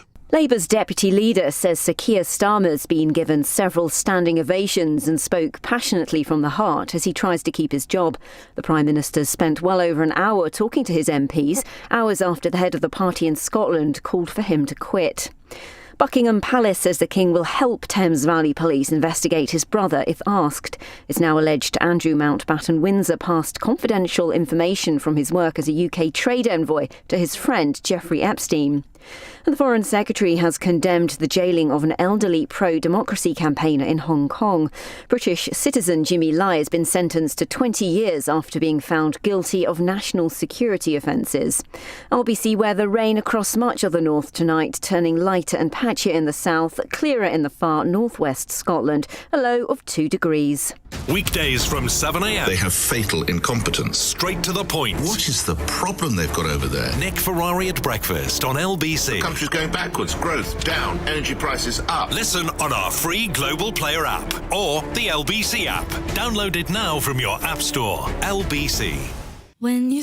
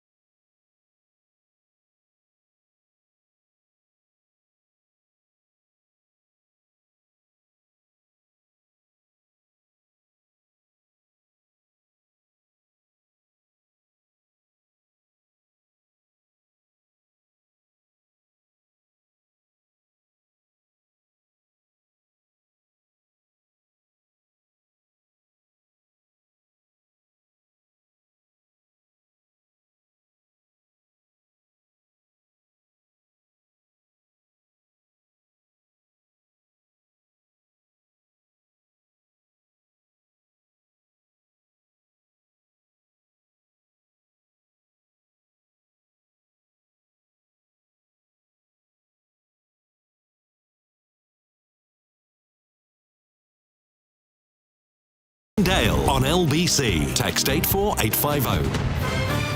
9:36 on LBC. Gary in Orpington says, did you just call Donald Trump David Trump? I'm sure that's what I heard.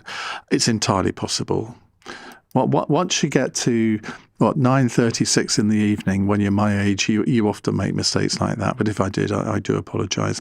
Let's go to Trumpland now, because I remain a little bit perplexed as to why Donald Trump has so far escaped from the Epstein scandal virtually unscathed. I think those who always want to think ill of Donald Trump think that he's been caught bang to rights. And those who think Donald Trump is basically the Messiah reincarnated say nothing to see here, move along. Simon Marks joins us, our US correspondent, live from Washington, D.C. Simon, why is it because effectively the Department of Justice have redacted a lot of the mentions in the Epstein papers which mention Trump? Well, it might be, Ian. Certainly that's what Democrats suspect. They believe that the Department of Justice and the White House are engaged in a cover-up. They make the point that 3 million documents were released just over a week ago, but 3 million documents were held back by the Department of Justice, with Trump officials saying that they were holding those documents back because to release them would put victims at risk. It would make it impossible for them to redact personal information about victims. They claim that a lot of those documents and video files contain pornographic images that they are not willing to put into the public domain. And they also say that many of those files are subject to ongoing investigations. Now, we do know that in the release of documents that occurred just over a week ago, there was one document in particular, this summary of tips that had been compiled by Department Department of Justice officials, tips that were received from the public that alleged inappropriate and indeed criminal behaviour on the part of President Trump. It does not appear that any of those tips rose to the level where the Department of Justice believed them to be credible. We know that some of them were provided second-hand to the Department of Justice, and we know that some of them were provided with no contact information for investigators to pursue. But certainly that is one document that Democrats are curious about. There is nothing on the face of that document that allows anyone to go further than to say there were allegations made against the president, but there is no evidence to suggest that investigators deemed them to be credible. This is one reason why the Democrats and some Republicans on that House Oversight Committee are pushing for the government to release the remaining 3 million documents and put all of them into the public domain. But, you know, I think it becomes increasingly apparent that the more information, the raw files that you put out there, the less the public is in any kind of position really to look at those documents and determine whether they do contain proven allegations. The president, of course, is asking everyone to move on. He says that he's been absolved as a result of all of this. I mean, there's no indication that absolution is yet at hand, but certainly neither are any concrete evidentiary documents that suggest that he's got very much currently to answer for. So, in essence, we're not going to find out what these other documents are until he's left office.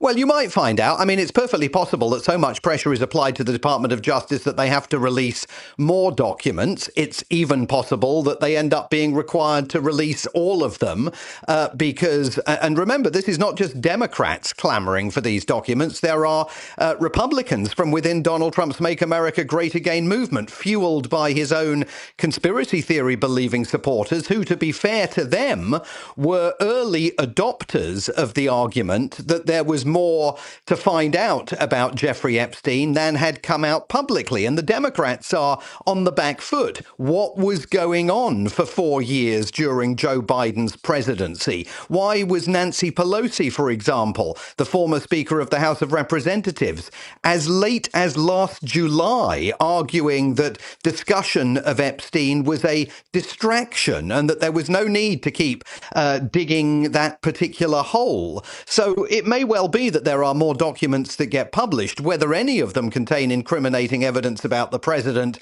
I think is you know, obviously in doubt.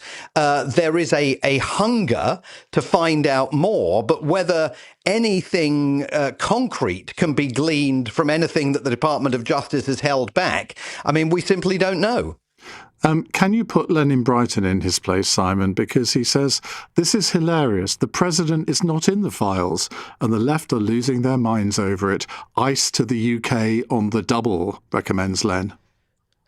Well, the president is in the files thousands and thousands and thousands of times, as are all sorts of other people from both the left and the right politically. And of course, that's one of the reasons why, you know, Nancy Pelosi, a Democrat, might have been arguing that the files were a distraction. I mean, the next two key witnesses that the committee wants to interview are Bill and Hillary Clinton later this month. So there is no question that Donald Trump had, for a while, an abiding friendship with Jeffrey Epstein, parted with him in New York and in Florida, and is mentioned thousands and thousands of times in the files, sometimes simply in newspaper clippings that the two men would exchange, but other times, as I say, allegations, serious allegations made against the president by people providing information to the Department of Justice that at the moment it's unclear, you know, it's it does not appear that the Department of Justice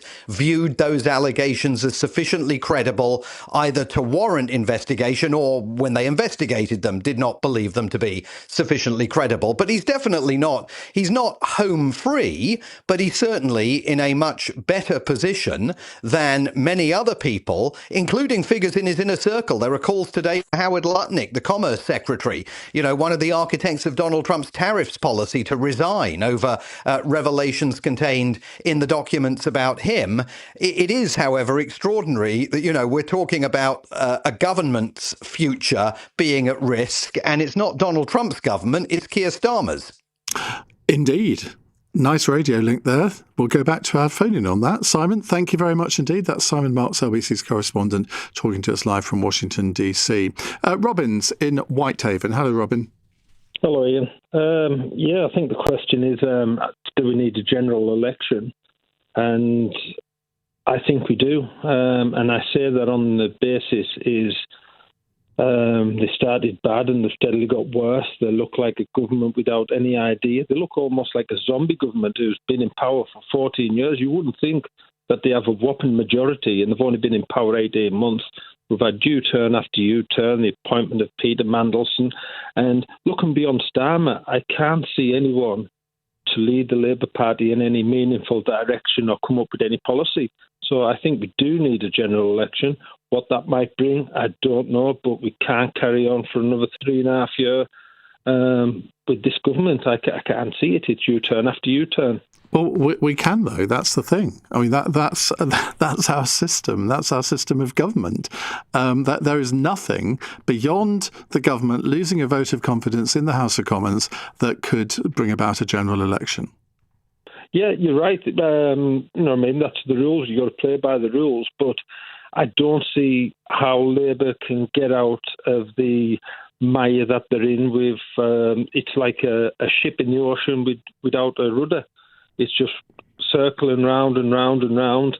Unless there's going to be dramatic change with the Labour government, not just the party, with the government, I can't see anything getting any better. And you hear names mentioned of successors to Starmer. Well, I can. I mean, I might not agree with what they might want to do, but I think Angela Rayner or Wes Streeting or even Andy Burnham would be a very, very different Prime Minister, be able to lead in a much more persuasive way. I think they all have a real belief system. I think they all have a bit of a vision for the country, which I'm afraid Keir Starmer doesn't. Or if he does, he's never been able to articulate it. Yeah, well, Andy Burnham would have been a clear choice, but he got blocked by, was it the NEC? Yeah. You know what I mean? And then you've got Labour, what used to be Labour MPs, suspended from the party, which Richard Bergen would be an absolute brilliant Prime Minister, in my opinion. What? Well, that's just what I think. At least he would have a direction and a conviction to drive the party and the country. Now, Andy Burnham, are the NEC going to retract and let him stand as an MP? You know what I mean? There's nowhere for him to do that at the moment, is there? So, I mean, who knows whether if there's another by-election that he might. But you see, I don't think he can really stand in any other part of the country other than Greater Manchester. I think that's the problem. I mean, let's say a by-election came up in East Anglia. I mean, could Andy Burnham really, in all conscience, go and stand in a seat in East Anglia? I don't think so. Robin, thank you very much indeed. Christopher says, your voice really sounds like Dale Winton. You could start a game show called Cross Questions Supermarket Sweep. Get Nigel Farage to run round the aisles with Keir Starmer. Farage would be the first to the cigarette counter. I think I probably agree with you on that one. Dale Winton, eh? Thanks for that. 9:46. Coming up at 10 on LBC, Ben Kentish. As Keir Starmer clings to power by a thread tonight, do you have any sympathy for the Prime Minister or do you just want him gone? Plus, did the then Prince Andrew leak secret documents to his paedophile friend? Ben Kentish at 10. Listen on our free Global Player app or the LBC app. At Tier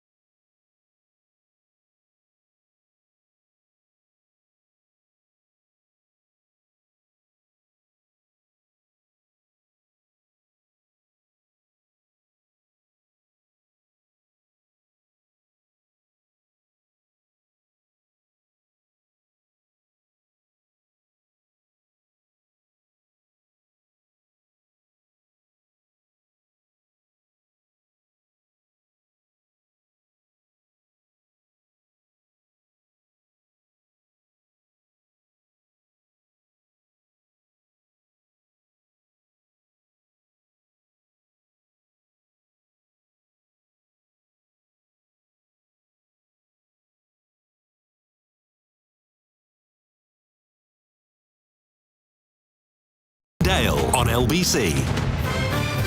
9:49. Michael says, no, Ian, you sound like Rick Stein. Everybody says that. You should host an outdoor cookery show whilst drinking a can of Diet Lilt. Okay. Why does no one mention Chris Bryant in terms of leadership? That's from Ron. He would be very grateful to you for that, Ron. Pauline says, I think he wants to be Speaker rather than Prime Minister. Pauline says, what about Stephen Kinnock for the next Labour Prime Minister? He's already been a first gentleman. No, that's true, actually, wasn't he? He's married to the former Prime Minister of Denmark, whose name I know her surname, Thorning-Schmidt, but I can't remember her first name. Anyway, he's not in the cabinet. I think it's got to be somebody. If there is going to be a successor, it has to really be someone from the cabinet, doesn't it? Let's go to Hamid in Brentford. Hamid, hi. Hi, Ian. How are you doing? Good, thank you. What would you like to say? I just want to say, first of all, you're the person that lives around Brentford, right? So No, you don't. James O'Brien. Oh, sorry. I apologise for that. And I was just going to say, on the question, I was going to say that the fact is everyone's asking about should we have a general election. So basically, Labour are in a mess, right? So you're trying to get rid of Keir Starmer. They're trying to choose another leader, everything like this. So you talk about having a general election, but Labour are a mess, okay? Conservatives are a mess. The only other party you actually have who are semi-okay is Reform, right? Well, I think Ed Davey would say that the Liberal Democrats, Zach Polanski would say the Greens. Okay, maybe, but to be honest, Lib Dems, okay, I kind of get, you are kind of right, they are semi-okay, but they're very, very small. I mean, we've always had Labour, Conservatives. Conservatives are out of the picture at the moment, so now we have Reform and Labour. Labour have just basically, what's happening now is same thing. They want to get rid of Keir Starmer, this, that, whatever. So it's another mess. It's the same thing with Conservatives. They are literally just destroying themselves. So if you have a general election now, who are people going to pick? What choice do they have? Well, I think people have a much more wide choice than they've ever had, actually. If you live in Scotland or Wales, you're in six-party politics. I think in England, we're in five-party politics, because obviously we don't have an English equivalent of Plaid Cymru or the SNP. But, I mean, that's a much bigger choice than people are used to. Yeah, but I think one of the things is, I know what you're talking about and stuff like this, but I think a lot of the stuff goes on in London and, like, South. Unfortunately, regardless of, I get the UK is a big place and stuff like this, but most of the stuff happens in London. So it's kind of like Labour, Conservatives, Reform and things like this. Plaid Cymru and things like this. I'm a Londoner. I live in West London.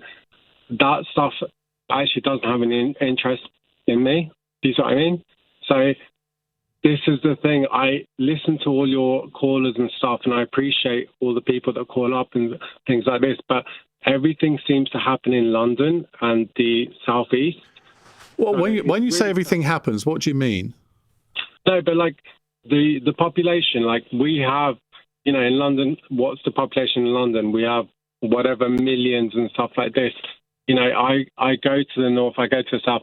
I've seen this, but we're very dense here and we have the votes and the majority is here. So we kind of make the choices. Well, no, I mean, I don't think it's as simple as that. I mean, London has a population of 10 million. It is a capital city. It is the engine of the economy with the city of London. So it's unsurprising that maybe London gets a disproportionate amount of attention. Yeah.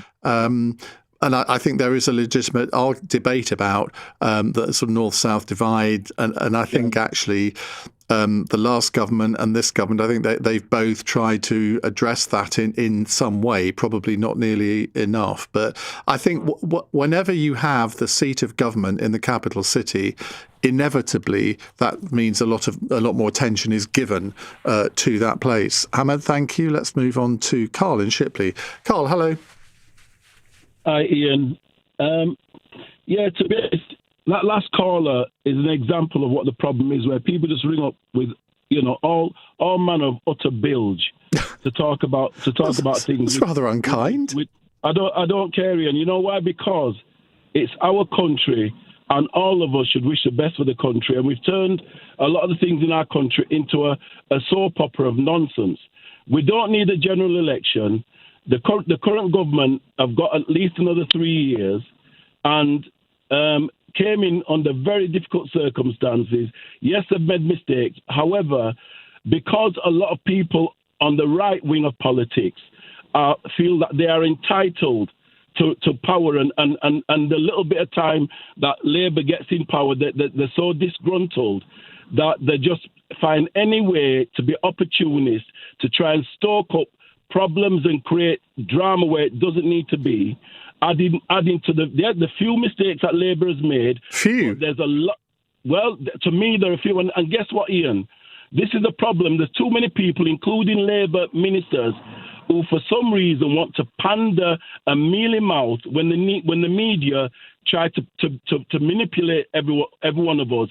And we've got to get back to the grown-up stuff that they came in to get us into. We used to be a grown-up country. We've turned into a bunch of nonsensical idiots talking silliness instead of getting back to the basic quality of life. I don't disagree with some of what you've said, but I mean, what you said about sort of right-wing people having a go at Labour for the few mistakes they've made, well, you would get Boris Johnson supporters a few years ago saying that the left do that. They would try and nitpick anything that he did that was considered to be wrong or a misjudgment or other and exaggerate it. So, I mean, that's democracy, isn't it? You can't say that people on the right or people on the left shouldn't have a say. Ian, there's a lot I disagree with you on, but I do actually respect you that you do try to have some balance, even though you have your own political prejudices, and I respect you for that. However, I prefer the word opinions. Opinions, no worries. However, I will not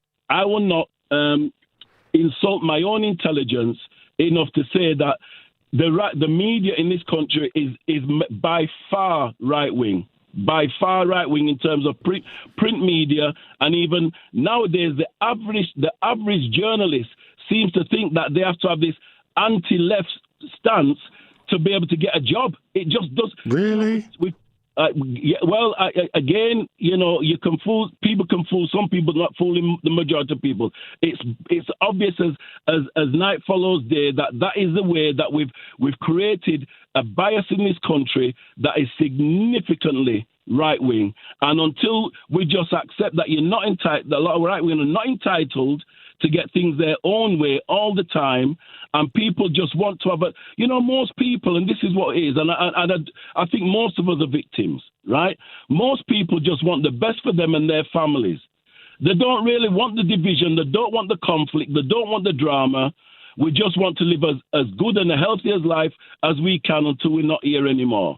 So, we don't want to be a laughing stock around Europe. We don't want to be a laughing stock around the world, for a country that has been respected for so long. But, the sooner people like Labour ministers, including Starmer, stand up and put some of this bias in its place and tell people to don't waste their time. We've got a country to get on its feet. And simple as that, and that's how I see it. Well, Carl, great call. I don't agree with it, or a lot of it, as you might say, but I do agree with a bit of it. Matt has the final word. Ian, you've got a soft voice, but you're a shark. It takes one to know one. Matt in Worcester. Well, thanks for all of your calls and messages this evening. I'll be back tomorrow from 7. If you missed any of this evening's show, you can, of course, listen back on our free Global Player app or the LBC app, where you can stay up to date with all the latest news, videos and opinion. There'll be a new episode of the Where Politics Meets History podcast on your phones if you subscribe from 1 o'clock tomorrow morning. And it's a bit of a corker, as you might imagine, given the news agenda of the day. Coming up at 1 on LBC, our cross-question guest, James Hansen, is back with you. But right now, it's Ben Kentish. Thank you very much indeed, Ian. Hello there. Very, very good evening this Monday night. Ben Kentish here with you on LBC. On tonight's show, the situation in Downing Street is